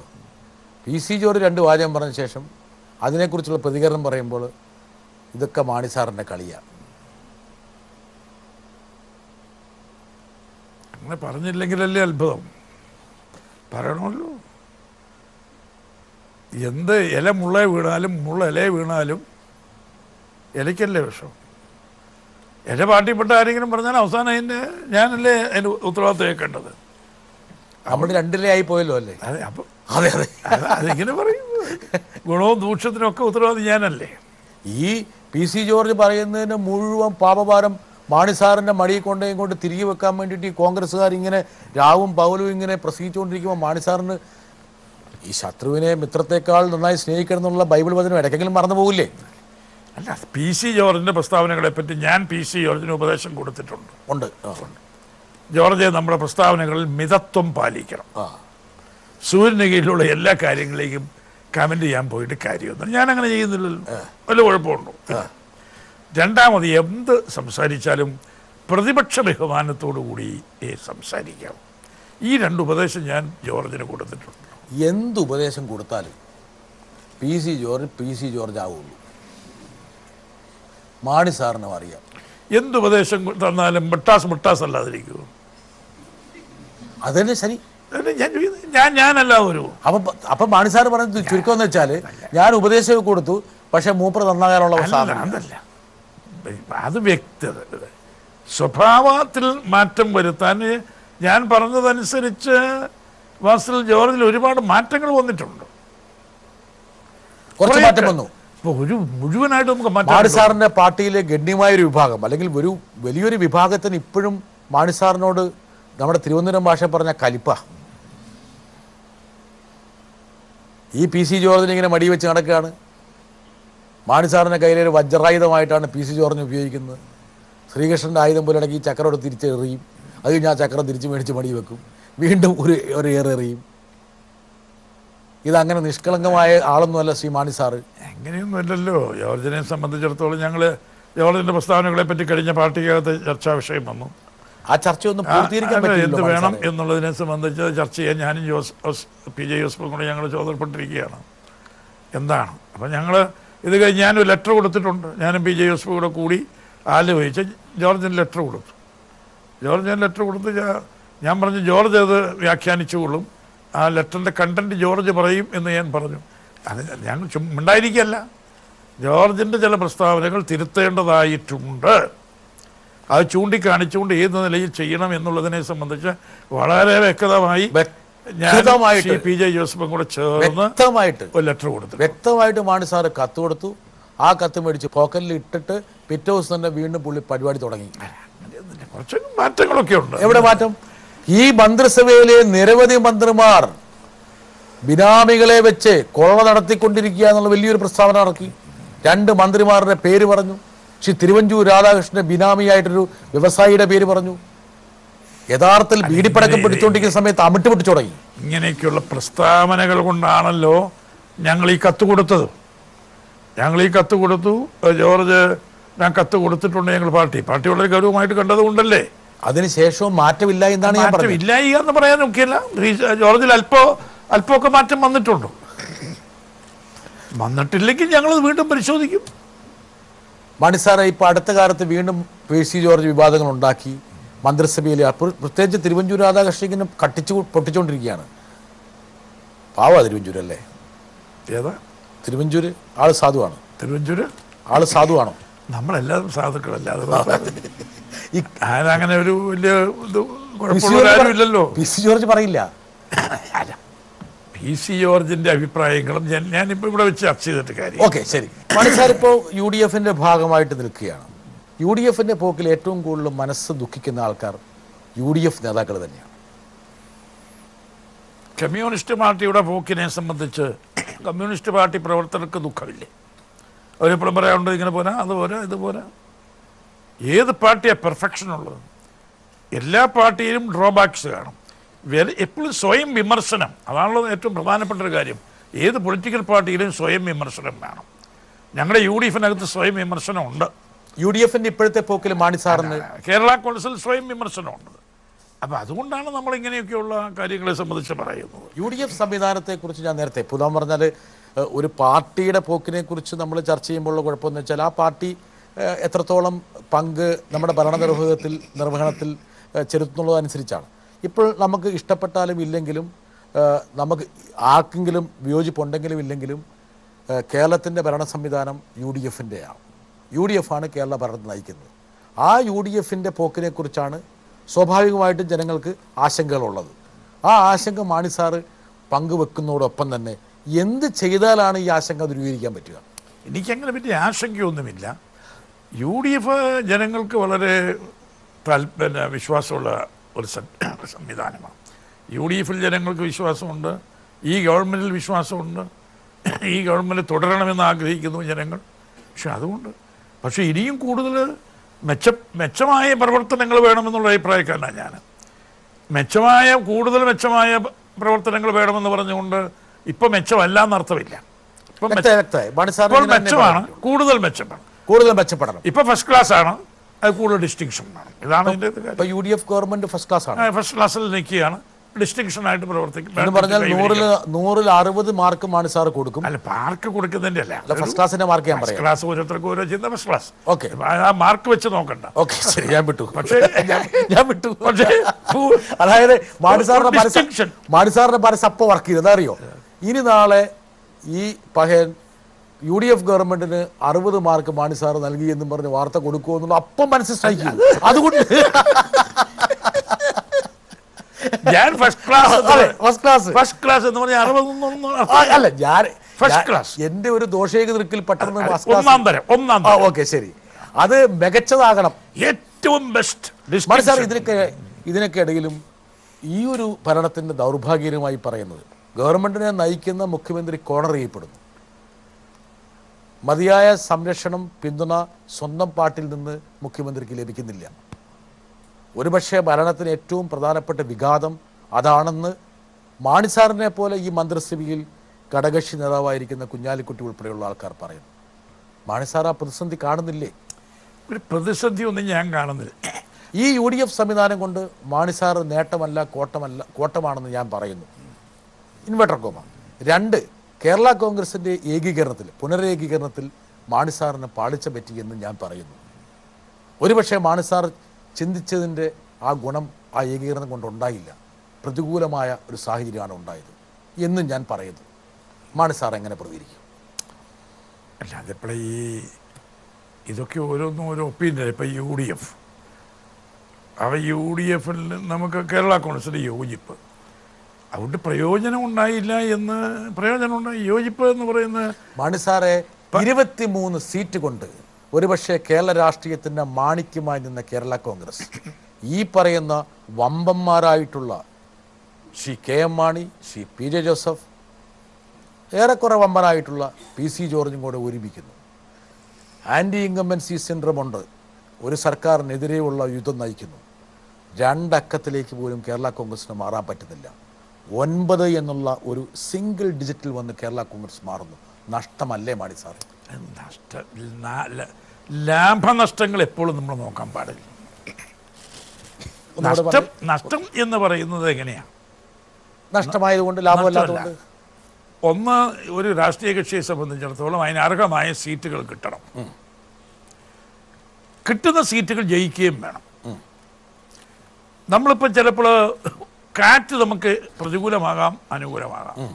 ഒരു പൊളിറ്റിക്കൽ ക്ലൈമറ്റാണ്, പൊളിറ്റിക്കൽ കാറ്റാണ്. നമ്മൾ എത്ര നല്ല കാര്യം ചെയ്താലും ചിലപ്പോൾ തെരഞ്ഞെടുപ്പ് കാലത്ത് ഒരു കാറ്റുണ്ട്. ആ കാറ്റ് വീശുമ്പോൾ പ്രതികൂലമായി കഴിഞ്ഞാൽ ചിലപ്പോൾ നമ്മൾ ഉദ്ദേശിച്ച സീറ്റുകളൊന്നും ജയിച്ചെന്ന് വരികയില്ല, നമ്പർ കുറവായിരിക്കാം. അപ്പോൾ നമുക്ക് കൂടുതൽ സീറ്റുകൾ വിജയിച്ചെടുക്കണം. UDFിന് കൂടുതൽ സീറ്റുകൾ വിജയിക്കണം, കേരള കോൺഗ്രസിന് കൂടുതൽ സീറ്റുകൾ. എനിക്ക് വ്യക്തമായി എന്ന കാര്യത്തിൽ മാണി സാറ് പറഞ്ഞതിൽ നിന്ന് ഞാൻ എഴ തിരിക്കുകയാണെങ്കിൽ, 1, കാറ്റ് മോശമായിരുന്നു. 2, ഒരുപക്ഷെ കേരള കോൺഗ്രസിന് ഗുണകരമാകുന്ന ഒരുപാട് സീറ്റുകൾ നിഷേധിക്കപ്പെട്ടു. അതല്ലേ മാണി സാർ? എല്ലാം ഉണ്ട്. വളരെ എത്ര തന്ത്രപരമായിട്ട് മാണി സാർ പറഞ്ഞ മറുപടിയെ ഞാനൊന്ന് ഞാൻ സത്യം പറയുന്നുണ്ട്. സത്യം പറയും, പക്ഷെ അത് ആ സത്യം കണ്ടെത്തണമെങ്കിൽ എന്നെ പോലൊരു മാധ്യമ പ്രവർത്തനം വേണം. അതിപ്പോ എന്റെ കുഴപ്പമില്ല. അതെ.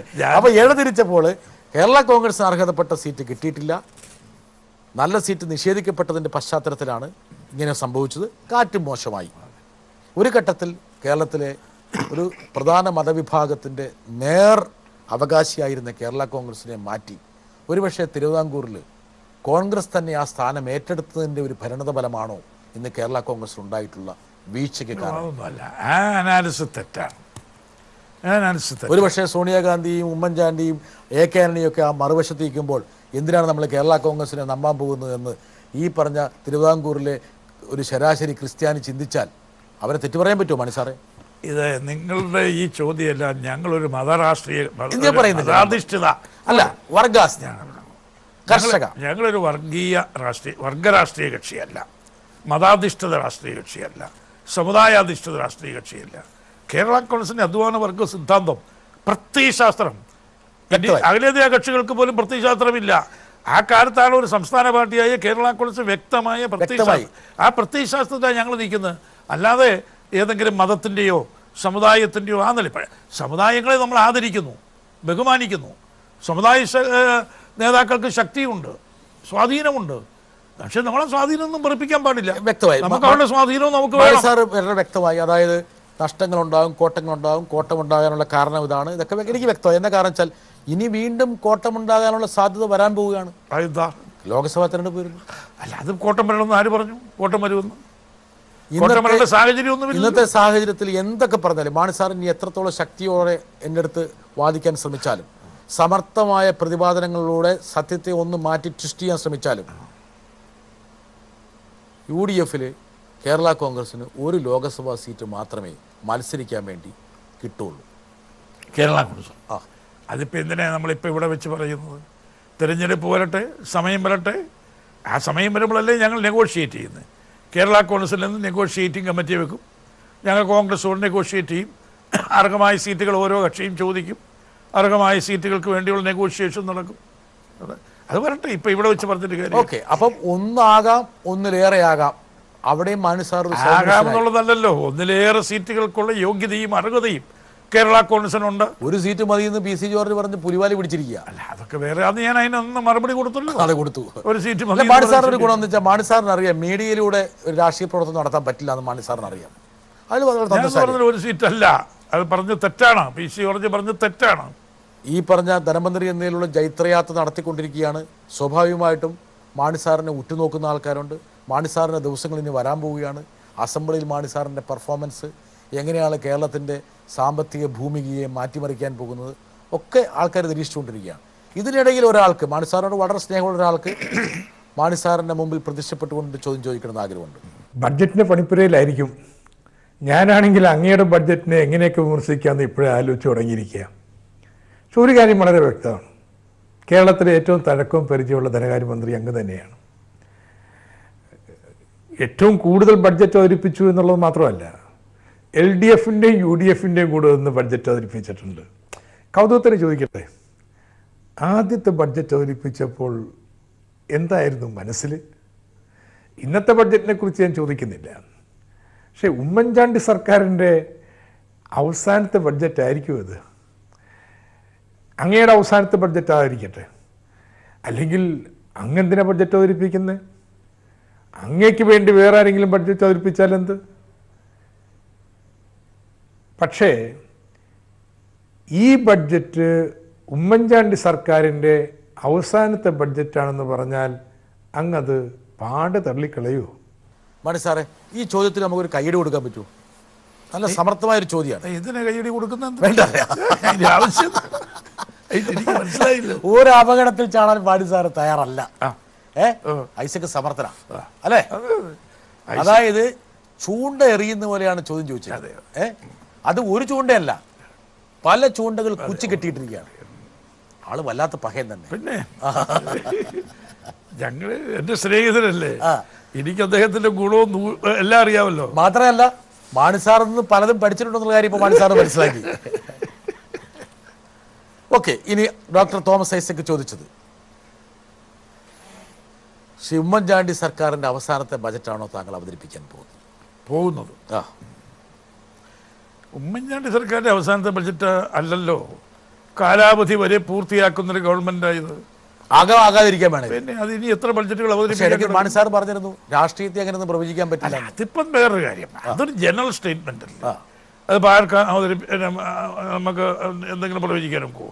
മാർക്സിസ്റ്റ് പാർട്ടിയുടെ കാര്യം എന്തെങ്കിലും പ്രവചിക്കാൻ ഒക്കുമോ? കോൺഗ്രസിന്റെ കാര്യം പ്രവചിക്കാൻ ഒക്കുമോ? കേരള കോൺഗ്രസിന്റെ കാര്യം പ്രവചിക്കാൻ? രണ്ടാമത്തെ ചോദ്യം അദ്ദേഹത്തിന്റെ. അപ്പൊ താങ്കൾ പറയുന്നത് ഇത് അവസാന ബജറ്റ് ആകില്ല, ഇനിയും ബജറ്റ് ആകാം. സ്വാഭാവികമായും സാധാരണഗതിയിൽ ഈ ഗവൺമെന്റിന്റെ കാലാവധി പൂർത്തിയാക്കാൻ ഇനിയും വർഷങ്ങളുണ്ട്. അപ്പൊ ഇനിയും ബഡ്ജറ്റുകൾ അവതരിപ്പിക്കേണ്ടതായിട്ടുണ്ട്. രണ്ടാമത്തെ ചോദ്യമല്ല, രണ്ടാമത്തെ ചൂണ്ട, അങ്ങനെയല്ലേ പറയേണ്ട ഐസക്? അതായത് എന്തിനാണ് ഇപ്പം Shri K M Mani budget അവതരിപ്പിക്കുന്നത്? ശ്രീ കെ എം മാണിക്ക് വേണ്ടി മറ്റാരെങ്കിലും ബജറ്റ് അവതരിപ്പിക്കട്ടെ. എന്താ ഐസക് ഉദ്ദേശിച്ചത്? എനിക്ക് മനസ്സിലായില്ല, അതിന്റെ അർത്ഥം മനസ്സിലായില്ല. ഓ എനിക്ക്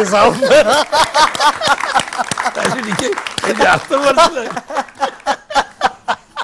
എനിക്ക് അതിന്റെ അർത്ഥം മനസ്സിലായില്ല. എന്റെ കുട്ടിയമ്മ ചേച്ചി ഇത്ര ബുദ്ധിമാനായ ഒരു ഭർത്താവിനെ കിട്ടിയത്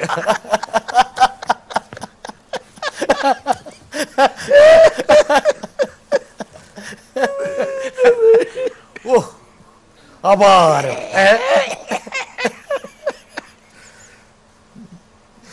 സമ്മതിച്ചു.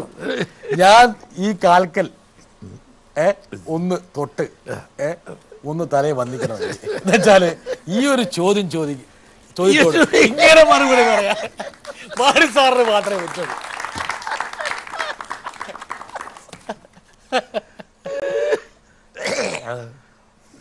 ഐസക് പക്ഷേ മാണി സാറിന്റെ വലിയൊരു ആരാധകനാണ്. നല്ല സ്നേഹസമ്പാദ്യമായ ഒരു ചോദ്യമായിരുന്നു തീർച്ചയായിട്ടും, അല്ലേ? അതും പ്രോത്സാഹനജനകമായ ഒരു ചോദ്യം. ഒരുപക്ഷെ മാണി സാറിന് മുന്നോട്ടുള്ള വഴിത്താരയിൽ ഒരു വിളക്ക് തെളിക്കുകയാണ് ചെയ്തത്. അതിന് നമുക്ക് ഐസക്കിനോട് നന്ദി പറയാതിരിക്കാൻ പറ്റില്ല, പിന്നെ അല്ലേ? അദ്ദേഹത്തിന്റെ സതുദ്ദേശത്തിന് നന്ദി പറയാം. അതെ, പറയാം. ചോദ്യം മാണി സാറിന് മനസ്സിലായില്ലെങ്കിലും അതെ അതെ അതെ, പക്ഷെ അത് സതുദ്ദേശപരമായിട്ടുള്ള കാര്യം മാണി സാർ മനസ്സിലായി, അല്ലേ? വളരെ വ്യക്തമായി, ഇപ്പം വളരെ വ്യക്തമായി. പക്ഷേ ഈ ഡോക്ടർ ഐസക്കൊക്കെ ഇത്രയും സ്നേഹം കാണിക്കുമ്പോഴും അത്ര സ്നേഹം കാണിക്കാത്ത ആൾക്കാരുണ്ട് മാണി സാറിനോട്. ഇപ്പം അദ്ദേഹത്തിന് ഇവിടെ കൊണ്ടുവന്നാൽ മാണി സാറിൻ്റെ മുഖത്ത് ഇപ്പം തെളിയുന്ന ഈ പറഞ്ഞ 1000 വാൾട്ടിൻ്റെ ബൾബ് ഇപ്പം മങ്ങും. നോക്കിക്കോളൂ, കണ്ടേ? ഇതാ മാണി സാറിൻ്റെ മുഖത്തെ വെളിച്ചം മങ്ങാൻ പോവുകയാണ്. വരട്ടെ. കേന്ദ്രത്തിനോട് 50 അല്ല 100 കിട്ടിയാലും ഇവിടെ നമുക്കിത് നിയന്ത്രിക്കാൻ കഴിയണം എന്നാണ് എൻ്റെ പക്ഷം. അങ്ങനെ വന്നാലല്ലാതെ കേരളത്തിൻ്റെ സമ്പൽഘടനയിൽ മാറ്റമുണ്ടാക്കാൻ സാധിക്കില്ല. ശരിക്ക് ഞാൻ ഒരാളെയും കുറ്റപ്പെടുത്തില്ല. ഓരോ ആവശ്യങ്ങൾ ബഡ്ജറ്റിന് പുറമെ, ഞാൻ പറയണത് ശരിയാണെന്ന് എനിക്കറിയില്ല, ഏതായാലും ബഡ്ജറ്റിന് പുറമെയുള്ള ചെലവുകളില്ലാത്ത ക്യാബിനറ്റ് മീറ്റിംഗ് വളരെ കുറവാണ്. മാണി സാറിൻ്റെ സാമ്പത്തിക നടപടിക്രമത്തിലുള്ള പരസ്യമായ അവിശ്വാസ പ്രഖ്യാപനം ശ്രീ ആര്യാടൻ മുഹമ്മദ് നടത്തുകയാണ്. അതൊരു അവിശ്വാസ പ്രഖ്യാപനമല്ല, അതേ ഒരു ജനറൽ ട്രെൻഡ് പറഞ്ഞതാണ്. ധനകാര്യമന്ത്രിമാർ പലപ്പോഴും ഹെൽപ്ലെസ് ആണ്. നമ്മളൊരു ഡിസൈൻ ചെയ്തിട്ടെന്ന് വിചാരിച്ചു, ഒരു ഷർട്ട് ഞാൻ കട്ട് ചെയ്ത്, എപ്പോഴും പറയും ധനകാര്യമന്ത്രിമാർ ബട്ടാസിൻ്റെ ഷേപ്പിനനുസരിച്ച് ഞാൻ ഷർട്ട് തയ്ക്കാൻ കട്ട് ചെയ്തിട്ടു. പിന്നെ സ്റ്റിച്ച് ചെയ്യുന്നത് ആളുടെ ഉത്തരവാദിത്തം, നല്ലപോലെ തയ്ക്കുക വേണ്ട എന്നുള്ളത്. ഞാൻ നല്ലതുപോലെ എല്ലാം കേരളത്തിൻ്റെ ആവശ്യങ്ങൾ മനസ്സിലാക്കി, കേരളത്തിൻ്റെ വികസന ദിശകൾ മനസ്സിലാക്കിക്കൊണ്ട് ഒരു ബഡ്ജറ്റ് അവതരിപ്പിച്ചാൽ പിന്നെ നടപ്പിലാക്കേണ്ടത് ഓരോ മന്ത്രിമാരെ വകുപ്പുകളാണ്. അവരാ ബഡ്ജറ്റിനകത്ത് ഒതുങ്ങി നിന്ന് പ്രവർത്തിക്കണം. ഒരു വർഷം 100 കോടി രൂപയാണ് ഒരു വകുപ്പിന് വെച്ചിരിക്കുന്നത് എങ്കിൽ ആ 100 കോടിക്കകത്ത് നിന്ന് ചെലവുകൾ വളരെ ശാസ്ത്രീയമായി ചെലവുകൾ ഒതുക്കിയും വ്യക്തമായി ദുർവ്യയങ്ങൾ ഒഴിവാക്കി പ്രവർത്തിക്കണം. മാണി സാറ് പറഞ്ഞത് ഇപ്പം ഞാനാണ് പറയുന്നതെങ്കിൽ ഞാൻ ഇങ്ങനെ പറഞ്ഞു. അപ്പോൾ ആര്യാൻ പറഞ്ഞത് അങ്ങനെ വരുമ്പോൾ ഓരോ വകുപ്പും കൂടുതൽ തുക ചോദിക്കുന്നു. ഓരോ വകുപ്പും കൂടുതൽ തുക ചോദിക്കുമ്പോൾ ബഡ്ജറ്റിന് പുറത്ത് തുക കൊടുക്കേണ്ടി വരുന്നു. ക്യാബിനറ്റ് എന്ന് പറയുന്ന അജണ്ട, ഔട്ട്സൈഡ് അജണ്ടയും എല്ലാം വരുന്നത് എന്താണെന്നറിയാം? ഓരോ ക്യാബിനറ്റ്. ഞാൻ ഈ കഴിഞ്ഞ ക്യാബിനറ്റിൽ ഒരു ദിവസം പറഞ്ഞു, ഇനി ഓരോ ക്യാബിനറ്റിലും ചീഫ് സെക്രട്ടറി ഇന്നത്തെ ക്യാബിനറ്റിലെ തീരുമാനം കൊണ്ട് പുതുതായി എത്ര സാമ്പത്തിക ബാധ്യത വരുത്തി വെച്ചു എന്നുള്ള കണക്കൂടെ തരണം എന്ന് ഞാനൊരു അഭിപ്രായം പറഞ്ഞു. പക്ഷേ ഇതുവരെ അത് ഉണ്ടായില്ല. ഓരോ ക്യാബിനറ്റ് കൂടുമ്പോഴും പുതിയ പുതിയ സാമ്പത്തിക ബാധ്യത വരുത്തി വയ്ക്കുക, പുതിയ പുതിയ ആവശ്യങ്ങൾ വരുന്നു, അതിന് രൂപ അനുവദിക്കുക. അപ്പോൾ നമ്മുടെ ബഡ്ജറ്റ് താളം തെറ്റി. ബഡ്ജറ്റിൽ വിഭാവന ചെയ്ത ചെലവിനകത്ത് എല്ലാ വകുപ്പുകളും ഒതുങ്ങി നിൽക്കുന്നു എന്ന് മാത്രമല്ല, ക്യാബിനറ്റ് ഒതുങ്ങി നിൽക്കുന്നില്ല. അത് ഞാൻ കുറ്റം പറയുന്നില്ല. കുറ്റം പറയുന്നില്ല. പുതിയ പുതിയ ആവശ്യങ്ങൾ വരാം. പുതിയ പുതിയ ആവശ്യങ്ങൾ വരുമ്പോൾ നമുക്ക് കൂടുതൽ തുക ചെലവ് ചെയ്യേണ്ടി വരും. മാണിസാറെ കണ്ടിജൻസി അതിനൊക്കെയുള്ള വകുപ്പുകൾ ഒരു സർക്കാരിലുണ്ട്. മാണിസാറിന് അറിയാം, ഞാൻ മാണിസാറിനെ പഠിപ്പിക്കേണ്ട കാര്യമില്ല. ഇപ്പൊ മാണിസാറ് പറഞ്ഞ ഉദാഹരണമായിട്ട് പറയാം, KSRTC, ഇലക്ട്രിസിറ്റി ബോർഡ്, ബഡ്ജറ്റിൽ വിഭാവന ചെയ്തതിനേക്കാൾ എത്രയോ കോടി രൂപ കൊടുക്കേണ്ടി വന്നു. ഇത് ഇപ്പോഴാണ് മാണിസാർ ഒരു രാഷ്ട്രീയക്കാരനായത്. അത് മാണിസാർ ആദ്യം പറഞ്ഞതിന് പകരം ഒറ്റ മറുപടി പറഞ്ഞാൽ അരിയടാ, സ്വന്തം വകുപ്പിൽ മാറ്റിവെച്ച തുക അത് വെച്ചിട്ട് കാര്യങ്ങൾ നടത്തിയാൽ ഈ പ്രശ്നമൊന്നും എനിക്ക് ഉണ്ടാകില്ല എന്നല്ലേ മാണിസാർ പറഞ്ഞതിന്റെ. ബ്രിട്ടാഷിന്റെ ഭാഷയിലല്ലല്ലോ ഞാൻ പറയുന്നു. ഞാൻ മാണിസാറിനെ സഹായിക്കാൻ വേണ്ടി തീർച്ചയായിട്ടും അല്ലേ, അതിനകത്തൊരു ബുദ്ധിമുട്ടും സഹായിക്കാൻ വേണ്ടി തന്നെ. ഇപ്പോഴത്തെ മാണിസാറിൻ്റെ തൊഴിലാളിവർഗ സിദ്ധാന്തം, മാണിസാർ പ്രതിദാനം ചെയ്യുന്ന ഒരു രാഷ്ട്രീയ ഭൂമിക, അവിടുത്തെ ജനവിഭാഗങ്ങൾ, കാർഷിക മേഖല വലിയ പ്രതിസന്ധിയിലാണ്.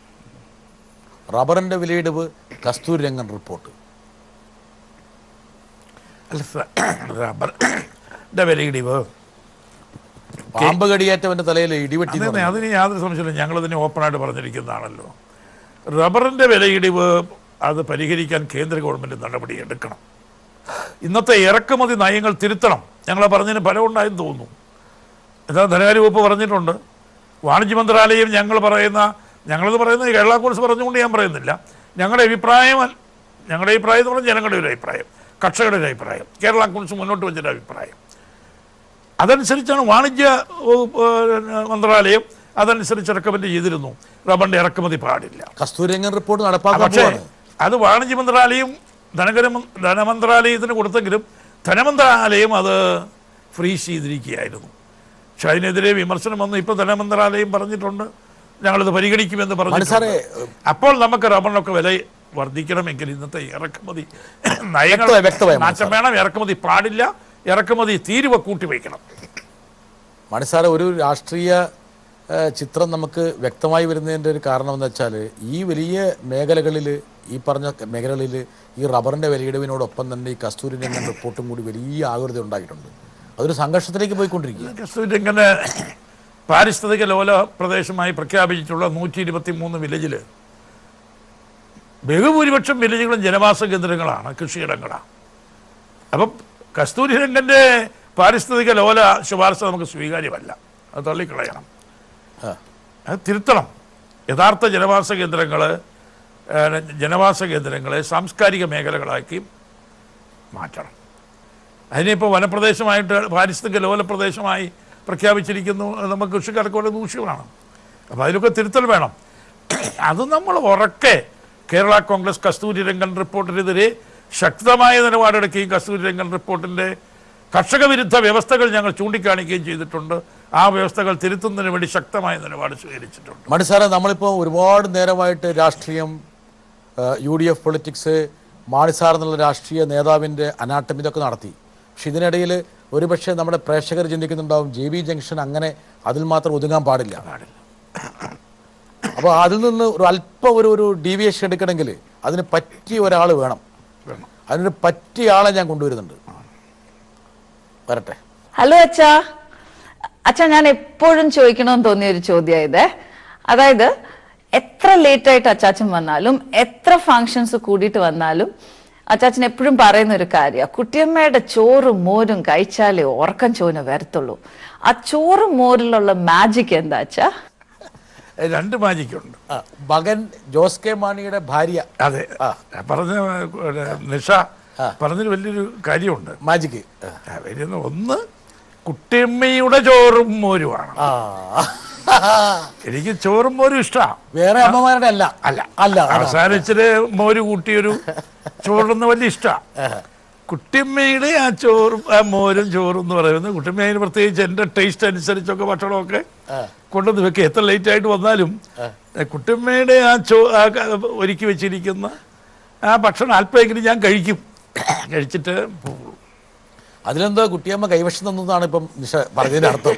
അതായത് കുട്ടിയമ്മ ചേച്ചി, അതായത് എൻ്റെ ജീവിതവും നല്ലതുപോലെ പഠിച്ച ഒരു മരുമകളാ. ശരിയായി പറഞ്ഞിരിക്കുന്നു വളരെ.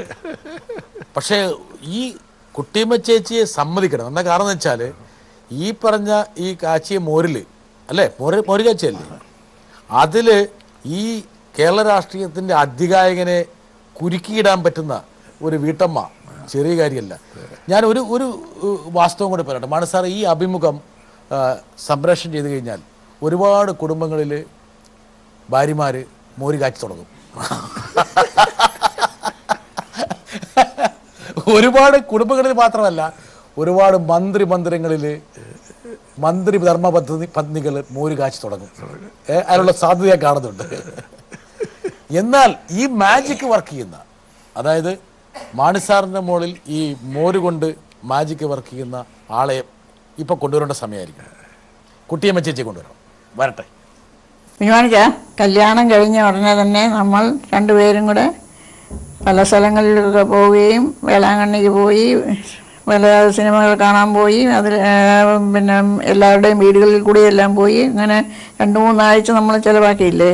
അതൊക്കെ എങ്ങനെ സമയം ഉണ്ടാക്കി? കുഞ്ഞുമാണിക്ക, ഇതിനുള്ള സമയമെല്ലാം കിട്ടിയത് വളരെ അത്ഭുതകരമായി തോന്നുകയാണല്ലോ. അത് ശരിയാണ്. മാണി സാറെ ഹൈലി റൊമാൻറ്റിക്കാ മാണി സാർ, അല്ലേ?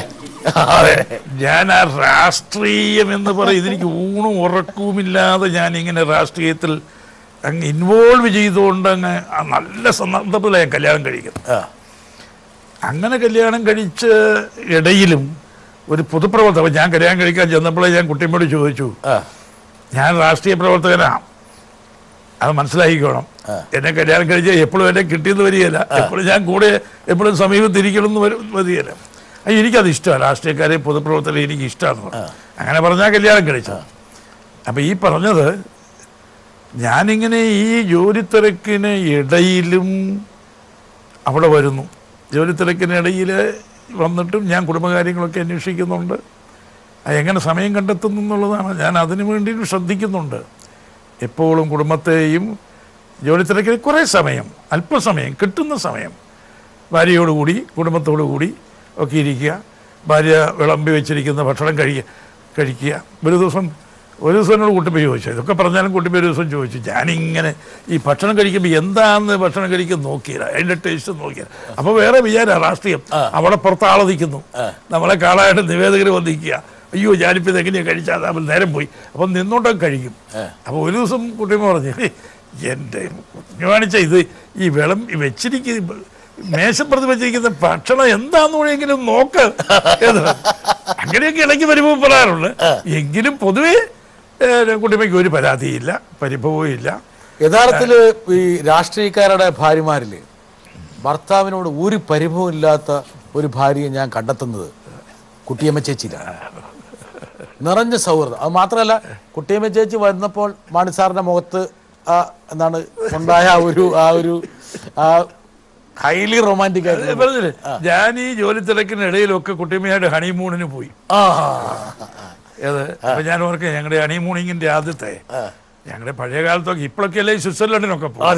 പഴയ കാലത്ത് നമുക്ക് എറണാകുളത്ത് പോവുക, തിരുവിതാംകൂറ്, കൊച്ചി ഒക്കെ 2 രാജ്യങ്ങളാണ്. തിരുവിതാംകൂറ്, കൊച്ചി, മലബാർ എന്നൊക്കെ പറയുന്നത് 2-3 രാജ്യങ്ങളാണ്. പിന്നെയല്ലേ ഐക്യ കേരളമൊക്കെ വന്നു. എവിടെയാണ് സാർ ഹണിമൂണിന് പോയത്? അതെ, അപ്പൊ ഞാൻ പറയാം. അപ്പൊ എറണാകുളത്ത് ഹണിമൂണിങ്ങിന് പോകുന്നു. പാലായിൽ നിന്ന് എറണാകുളത്ത് കൊച്ചിയിലാണ് പോകുന്നത്. കൊച്ചി രാജ്യത്ത് പോവുകയാണ്. അപ്പൊ പിന്നെ അത് പഴയ കാലത്ത് എനിക്ക് ഏറ്റവും വലിയ ഇഷ്ടം വന്നതെന്ന് ചോദിച്ചാൽ എന്റെ ബോട്ട് യാത്രയാണ്. ഹണിമൂണിന്റെ കുട്ടിയമ്മയായിട്ട് എറണാകുളം ബോട്ട് ജെട്ടിയിൽ നിന്ന് വൈക്കം ബോട്ട് ജെട്ടിയിലേക്ക് ഒരു യാത്രയുണ്ട്. എന്റെ ദൈവമേ, എനിക്ക് അപ്പൊ ഇപ്പോഴും എനിക്ക് വൈക്കം കായലിലോളം വെട്ടുമ്പോ ഓർക്കും ഞാൻ എന്റെ തങ്കത്തെ പറഞ്ഞപോലെ, വൈക്കം കായലിലോളം വെട്ടുമ്പോ ഓർക്കും ഞാൻ എന്റെ കുട്ടിയമ്മയെ. അപ്പൊ ഞാൻ ആ ബോട്ട് യാത്ര ഇങ്ങനെ ഓർക്കുക ചെയ്തു. അത് പറഞ്ഞപ്പോ ഉണ്ടല്ലോ, മാണി സാറിന്റെ കൈകളിലേക്ക് നോക്കിയാൽ കോൾമയെ കൊണ്ട്. അപ്പൊ ഈ തിരക്കിനിടയിലും ഇങ്ങനെ ഹണിമൂണിനൊക്കെ സമയം കണ്ടെത്താനും കുട്ടിയമ്മയായിട്ട് യാത്ര പോകാനും ഒക്കെ അതിനൊക്കെ സമയം എടുക്കുന്നുള്ളൂ. ചിലപ്പോൾ ഇടയ്ക്കൊക്കെ സിനിമയ്ക്കൊക്കെ പോവും, കുറേയൊക്കെ യാത്രയൊക്കെ പോവും. ഇപ്പോഴായാലും ഫാമിലി ആയിട്ടൊക്കെ കുറേയൊക്കെ യാത്രയൊക്കെ പോകും. മാത്രമല്ല കുട്ടിയമ്മ ചേച്ചി ഒരു കാര്യം എന്നോട് പറഞ്ഞു, എത്ര തിരക്കിട്ട് എൻ്റെ കുഞ്ഞുമാണിച്ചൻ യാത്ര പോകുമ്പോഴും എൻ്റെ കവളിലൊരു ഉമ്മ വന്നിട്ടേ പോകുള്ളൂ. ശരിയാണോ? ശരിയാ. ചെറുപ്പക്കാരെ പോലും എന്താ പറയാ, അവരിൽ പോലും അസൂയ സൃഷ്ടിക്കുന്ന രീതിയിലുള്ള അത് നമ്മൾ യാത്രയ്ക്ക് പോകുമ്പോൾ ഒരു പ്രാർത്ഥനയോടുകൂടി പോവുക, ഭാര്യയ്ക്ക് ഒരു കിസ്സൊക്കെ കൊടുത്തിട്ട് പോവുക.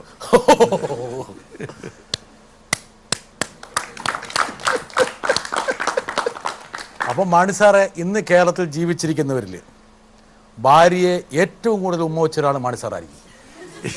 എന്താ കാരണം എന്ന് വെച്ചാൽ ഏറ്റവും കൂടുതൽ യാത്ര ചെയ്ത മാണി സാറ് ഇത്രയും ഈ പ്രായത്തിലും യാത്ര പോകുന്നതിന് മുമ്പ് ഒരു ഉമ്മ കൊടുത്തിട്ട്. ഇതൊരു കുസൃതി ചോദ്യം ഒന്നല്ലാതെ അതിനിപ്പോ എങ്ങനെയാ മറുപടി പറയുന്നത്? ഇത് കുസൃതി ചോദ്യമല്ല. ഞാനിത് മാണി സാറെ ഇത് കാണുന്ന ഒരുപാട് ആൾക്കാർക്ക് അവരുടെ ജീവിതത്തിലേക്ക് പകർത്താൻ വേണ്ടിയുള്ള ഒരു പാഠം ഈ ചോദ്യത്തിലൂടെ കൊടുക്കുകയാണ്. ഇതൊക്കെ മോൻ പകർത്തുന്നുണ്ടോ? അല്ല, എനിക്കറിഞ്ഞൂടാ. മോന് അവൻ നല്ല രീതിയിലാണ് പോകുന്ന കാര്യങ്ങളൊക്കെ.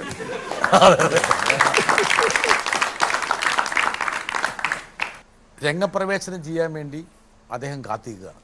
വരട്ടെ. പൊതുപ്രവർത്തന രംഗത്ത് അച്ചാച്ചനായിട്ട് 50 വർഷത്തിൽ കൂടുതലായി. പക്ഷേ സാധാരണ ഒരു പൊതുപ്രവർത്തകൻ, പ്രത്യേകിച്ച് ഒരു ജനപ്രതി ആയാൽ എപ്പോഴും കാണുന്ന ഒരു ബുദ്ധിമുട്ട്, എത്ര ശ്രമിച്ചാലും സാധ്യമാകാത്തത് ഫാമിലിയോടുകൂടി കൂടുതൽ സമയം ചിലവാക്കാൻ കഴിയുന്നില്ല എന്നുള്ളതാണ്. പക്ഷെ അച്ചാച്ചനെ ഞാൻ കാണുന്നത് ഒരു പൊതുപ്രവർത്തകൻ എന്നതിനേക്കാൾ കൂടുതൽ ഒരു ഏറ്റവും നല്ലൊരു ഫാമിലി മാനായിട്ടാണ്. കാരണം ഞങ്ങൾ 6 പേരുണ്ട്, മക്കൾ 6 പേരുണ്ട്, 13 കൊച്ചുമക്കളുണ്ട്. ഇവരുടെയൊക്കെ ഓരോ കാര്യത്തിലും എപ്പോഴും ഓടിയെത്തുകയും കാണുകയും അന്വേഷിക്കുകയൊക്കെ ചെയ്യാറുണ്ട്. മാണി സാറേ, ഇത്രയും തിരക്ക് പിടിച്ചൊരു രാഷ്ട്രീയ നേതാവിന് ഒരു മകൻ നൽകാവുന്ന ഏറ്റവും വലിയ പ്രണാമമാണ്. ശരിയാണ് അല്ലേ? ഞാൻ ഈ JB ജംഗ്ഷനിൽ ഒരുപാട് പേരെ അഭിമുഖം ചെയ്തിട്ടുണ്ട്. അതിൽ മാണി സാറിൻ്റെ തിരക്കിൻ്റെ 4-1 പോലും ഇല്ലാത്ത ആൾക്കാരെ കൊണ്ടുവരുമ്പോൾ അവരുടെ മക്കൾ വന്ന് പറയും, എന്ത് തിരക്കാണ്, ഞങ്ങൾക്ക് ഇവരെ വീട്ടിൽ കിട്ടുന്നില്ല, ഒരു കാര്യത്തിനും കിട്ടുന്നില്ല, പരാതി. ഈ പറഞ്ഞത് ശരിയാ. 13 കൊച്ചുമക്കളുണ്ടെങ്കിൽ പോലും ഒരു കൊച്ചുമോൻ്റെ ഒരു പരിപാടിക്ക് മാണി സാർ എത്താതിരിക്കില്ല എന്നാണ് ജോമാൻ പറയുന്നത്. എല്ലായിടത്തും പോകും. ഈ സ്നേഹധരനായിട്ടുള്ള അച്ഛൻ്റെയും അല്ലെങ്കിൽ മുത്തച്ഛൻ്റെയും അതുപോലെ ഭർത്താവിൻ്റെയും ഈ പ്രവൃത്തിയിൽ ഞങ്ങൾക്ക് സന്തോഷമുള്ളത് കൊണ്ട് ഞങ്ങൾ പ്രേക്ഷകർക്ക് വേണ്ടി മാണി സാറിനെ ഒന്ന് അഭിനന്ദിക്കണം. പാട്ട് പിന്നെ മാണി സാറിന് ഭയങ്കര ഇഷ്ടമല്ലേ? പാട്ട് വളരെ ഇഷ്ടമാണ്. മാണി സാറ് പാട്ട് കേൾക്കുമ്പോൾ മാണി സാർ ആ ഒരു ലോകത്തേക്ക് പ്രവേശിക്കും. ഭയങ്കര ഈ സിനിമയെ കാണുമ്പോൾ പാട്ടിൻ്റെ സീൻ വരുമ്പോൾ മാണി സാറിന് വലിയൊരു പ്രത്യേകത. ഈ പാട്ട് കേൾക്കുമ്പോൾ നമ്മൾ സ്വയം വിശുദ്ധീകരിക്കപ്പെടുകയാണ്. അതിൻ്റെ പ്രത്യേകിച്ച് ഈ ശോകാത്മകമായ പാട്ട് കേട്ടാൽ സ്വയം നമ്മൾ വിശുദ്ധീകരിക്കപ്പെടും. അതേപോലെ എനിക്കത് വലിയ ഇഷ്ടമാണ്. ഞാൻ ചിലപ്പോൾ പാട്ട് വെച്ചോണ്ടാണ് കിടക്കുന്നത്, ഉറങ്ങുന്നത് പാട്ട് കേട്ടോണ്ടാണ് ഉറങ്ങുന്നത്. നല്ല ഭക്തിഗാനങ്ങളൊക്കെ മാണി സാർ അതുകൊണ്ട് വളരെ ഇഷ്ടമാണ്. വരട്ടെ. എനിക്ക് അദ്ദേഹത്തിന്റെ സൗണ്ടാണ് ഏറ്റവും കൂടുതൽ ഒരു അത്ഭുതമായിട്ട് തോന്നിയേക്കുന്നത്. ഇത്രയും പ്രസംഗിച്ചായിരിക്കാം ഒരുപക്ഷെ അദ്ദേഹത്തിന്റെ ശബ്ദത്തിൽ അദ്ദേഹത്തിന്റെ സൗണ്ടിന്റെ ഒരു പ്രത്യേകതയുണ്ട്. മാണി സാറെന്ന് കേൾക്കുമ്പോൾ തന്നെ നമ്മുടെ ആ ശബ്ദം എല്ലാവരുടെയും മനസ്സിൽ നിൽക്കും. അത് പ്രസംഗിച്ച് ഇങ്ങനെയായി പോയതാണോ, ജന്മന അമ്മ പ്രസവിച്ചപ്പോൾ തന്നെ ഇങ്ങനെ തന്നെയാണോ അദ്ദേഹത്തിന്റെ ശബ്ദം? ഈ ശബ്ദത്തിൽ എനിക്ക് ഒരു ആഗ്രഹം മാണി സാറേ, ഒരു 2 വരി പാട്ട് നമ്മൾ ഈ JB ജംഗ്ഷനിലൂടെ നമ്മുടെ ബ്രിട്ടാ സാറിന്റെ മുന്നിൽ വെച്ച് പാടിയാൽ, അത് എന്നിലൂടെ ഒരു പാട്ട് ഞാൻ ആവശ്യപ്പെടുകയാണ്. ഏതെങ്കിലും ഒരു പഴയ പാട്ട് മാണി സാറിന്റെ ഭാര്യയ്ക്ക് വേണ്ടി, കുടുംബത്തിന് വേണ്ടി, ജോസ് കെ മാണിക്ക് വേണ്ടി, പാലക്കാർക്ക് വേണ്ടി ഏതെങ്കിലും ഒരു പാട്ടിന്റെ 2 വരി എനിക്ക് വേണ്ടി. ഞാൻ ഇന്നേ വരെ ഒരു കാര്യം ആവശ്യപ്പെട്ട് വന്നിട്ടില്ല. ഇതെന്റെ ഒരു ചെറിയൊരു ആവശ്യം. മാസ്റ്റർ സ്ട്രോക്കാണ്. ഇതിനാണ് പൂട്ടിക്കെട്ടുക എന്ന് പറയുന്നത്. ഈ റിമി ടോമി പാലക്കാരി തന്നെയാ കേട്ടോ.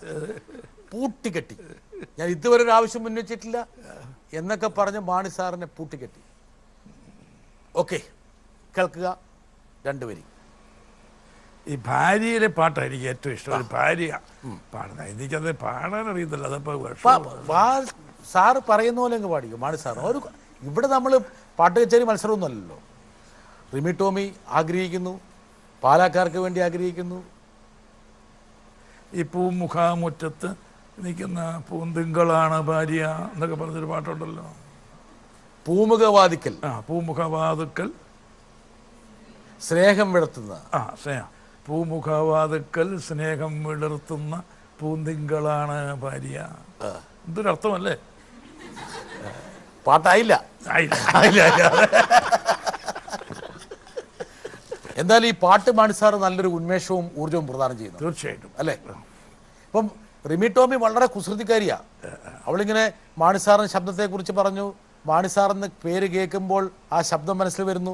ആ ശബ്ദത്തിലൊരു പാട്ട് കേൾക്കണം എന്നൊക്കെ പറഞ്ഞ് ഒരുപാട് കാര്യങ്ങൾ അവളെ കൊണ്ട് കുഴച്ചു. പക്ഷെ അവള് സൂചിപ്പിച്ചൊരു കാര്യം ഞാൻ പെരിയാറേ പെരിയാറേ പർവ്വത നിരകളുടെ പനിനീര്. നല്ല പെരിയാറേ പെരിയാറേ പർവ്വത നിരകളുടെ പനിനീര്.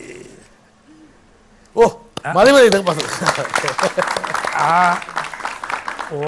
ഓളവും തീരവും തമ്മിലുള്ള ചുംബനം, ഓളവും തീരവും തമ്മിൽ ചുംബിച്ച് കടലിലേക്ക് കാമുകനെ കാണാൻ പോകുന്നു. പെരിയാറിന്റെ ആ പാട്ട് മാണിസാർ ഇന്ന് അടിമുടി റൊമാൻറ്റിക്കാ. ഞാനതുകൊണ്ട് പറഞ്ഞിരുന്നു കുട്ടിയമ്മ ചേച്ചിനെയൊക്കെ സ്ക്രീനിൽ കൊണ്ടുവരണം, എന്നാലേ കാര്യങ്ങൾ വ്യക്തമാവുള്ളൂ. ഒരുപക്ഷെ മാണിസാറിൻ്റെ സവിശേഷമായ ശബ്ദവിന്യാസത്തെക്കുറിച്ച് വേണമെങ്കിൽ റിമി ടോമി പറഞ്ഞത് പ്രതിഫലിപ്പിക്കുന്ന ആൾക്കാരുണ്ട്. നമുക്ക് വേണം നോക്കിക്കളയാം. ഈ കഴിഞ്ഞ ബഡ്ജറ്റിലാണ് മാണിസാറെല്ലാം പാലായി കൊണ്ടുപോയി എന്ന് പറഞ്ഞു. നിങ്ങളൊന്ന് ആലോചിച്ച് നോക്കിയാൽ ഞാൻ എന്നതാ പാലായി കൊണ്ടുപോയി. ഇത്രയ്ക്ക് വികസനമുള്ളൊരു നാടുണ്ടോ പാല? ഇന്നിപ്പോ കേരളത്തിന്റെ ഏറ്റവും വലിയ പ്രശ്നം എന്ന് പറയുന്നത് തിരുവനന്തപുരം ശ്രീ പത്മനാഭസ്വാമി ക്ഷേത്രവും അതിലെ കോടിക്കണക്കിനുള്ള നിധിയുമാണ്. അതിന് ഞാൻ ഈ ബഡ്ജറ്റ് വകയിരുത്തിയിട്ടുണ്ട്. തിരുവനന്തപുരം ശ്രീ പത്മനാഭസ്വാമി ക്ഷേത്രവും അതിലെ നിധിയും അതേപടി എടുത്ത് പാലായി കൊണ്ടുപോയി സ്ഥാപിച്ച് ഇതിനൊരു പരിഹാരം കാണുമെന്ന് പറയുന്നു. നിർത്തുന്നു. നന്ദി, നമസ്കാരം.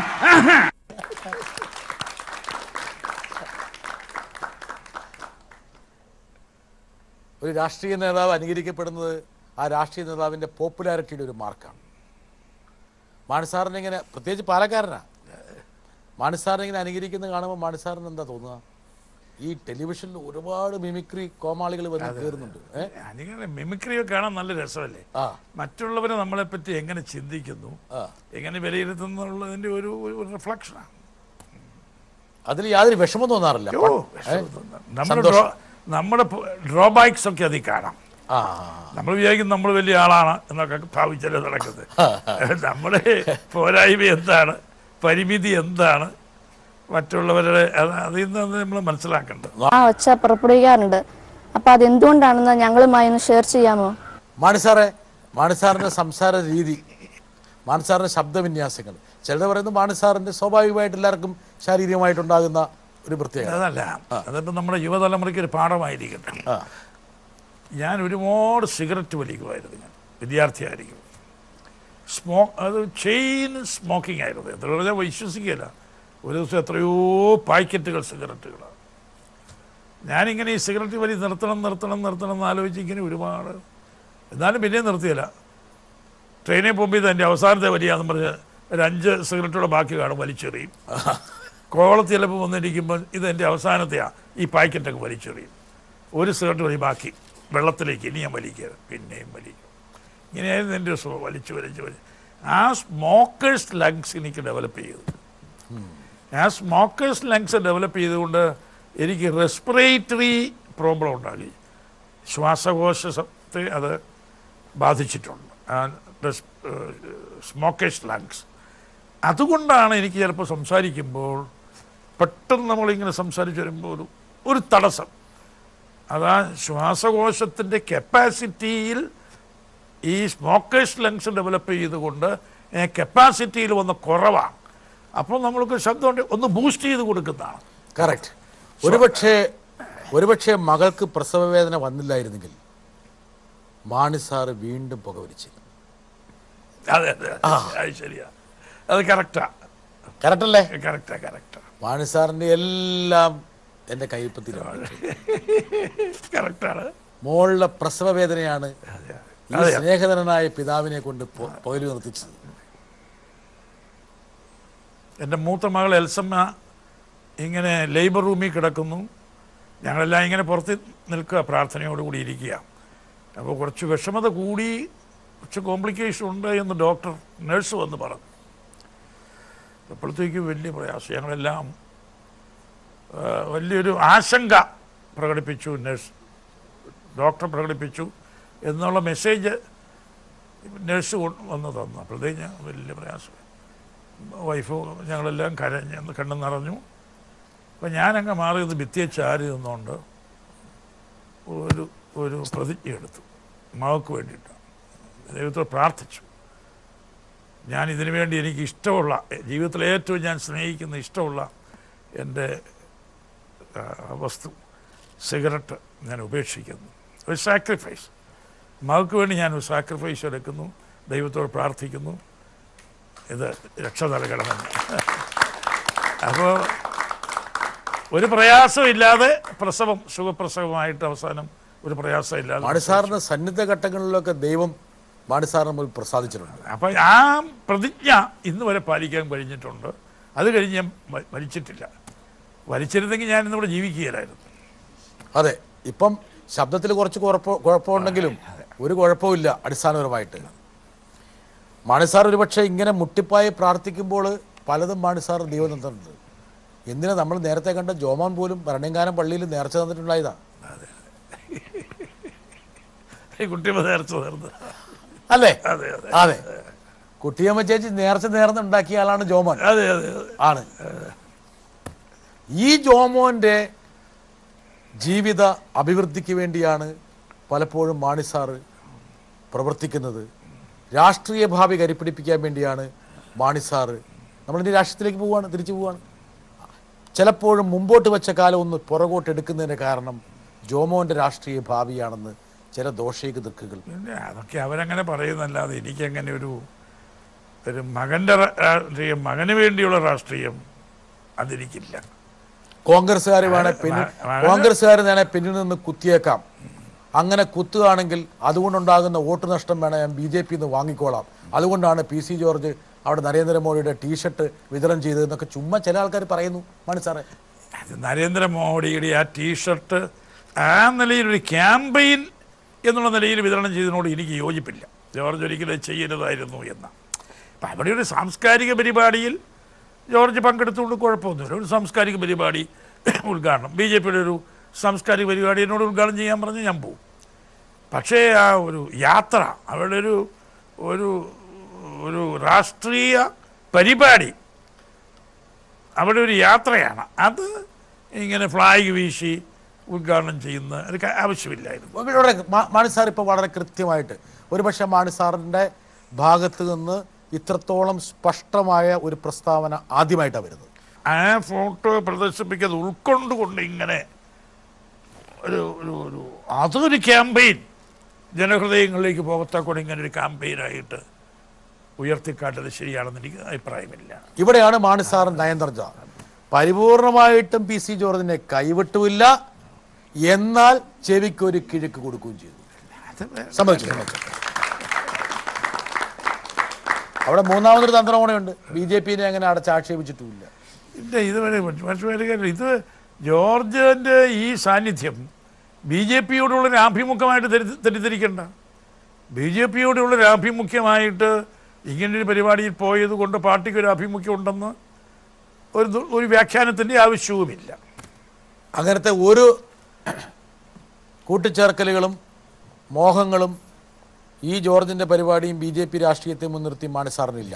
അതും ജോർജ് ഇങ്ങനെ അങ്ങനെ ഒരു കാര്യത്തിൽ പോയി, അത് പാർട്ടിയുടെ നയങ്ങളുമായിട്ട് അതിനെ കൂട്ടിക്കലർത്തുകയോ ഒന്നും ചെയ്യേണ്ട കാര്യം. അടുത്ത കോട്ടയം തെരഞ്ഞെടുപ്പിൽ ജോമോന് കിട്ടാൻ പോകുന്ന വോട്ടുമായിട്ട് ബന്ധപ്പെടുത്തേണ്ട കാര്യമില്ല.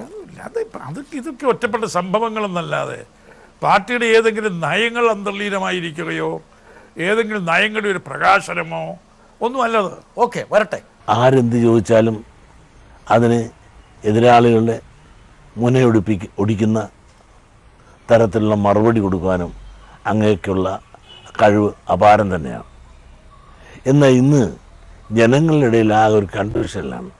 കാരണം അങ്ങ് അടുത്ത പാർലമെൻറ്റ് തിരഞ്ഞെടുപ്പിൽ എടുക്കാൻ പോകുന്ന നിലപാട് എന്തെന്ന് ആർക്കും അറിയില്ല. പക്ഷേ വെള്ളാപ്പള്ളി നടേശന് പോലും കൺഫ്യൂഷൻ ആയിരിക്കും. പക്ഷെ വെള്ളാപ്പള്ളിയുടെ ചോദ്യത്തിന് ഞങ്ങൾക്ക് എൻ്റെ നിലപാട് ഒരു കൺഫ്യൂഷനും ഇല്ല.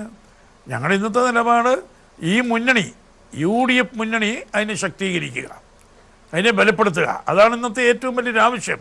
ശ്രീ വെള്ളാപ്പള്ളിക്ക് തൃപ്തികരമായിട്ടുള്ള മറുപടി കിട്ടിയെന്ന് പ്രതീക്ഷിക്കാം. ഇപ്പം ഞാൻ പറഞ്ഞല്ലോ, സ്വാഭാവികമായിട്ട് ഞാൻ വളരെ വ്യക്തമായിട്ട് ഇപ്പം വ്യക്തമായി പറഞ്ഞു കഴിഞ്ഞു. മാണി സാറിന് കൂടെയുള്ള ആൾക്കാർക്കും തൃപ്തികരമായിരിക്കാം ഈ മറുപടി എന്ന് നമുക്ക് പ്രതീക്ഷിക്കാം.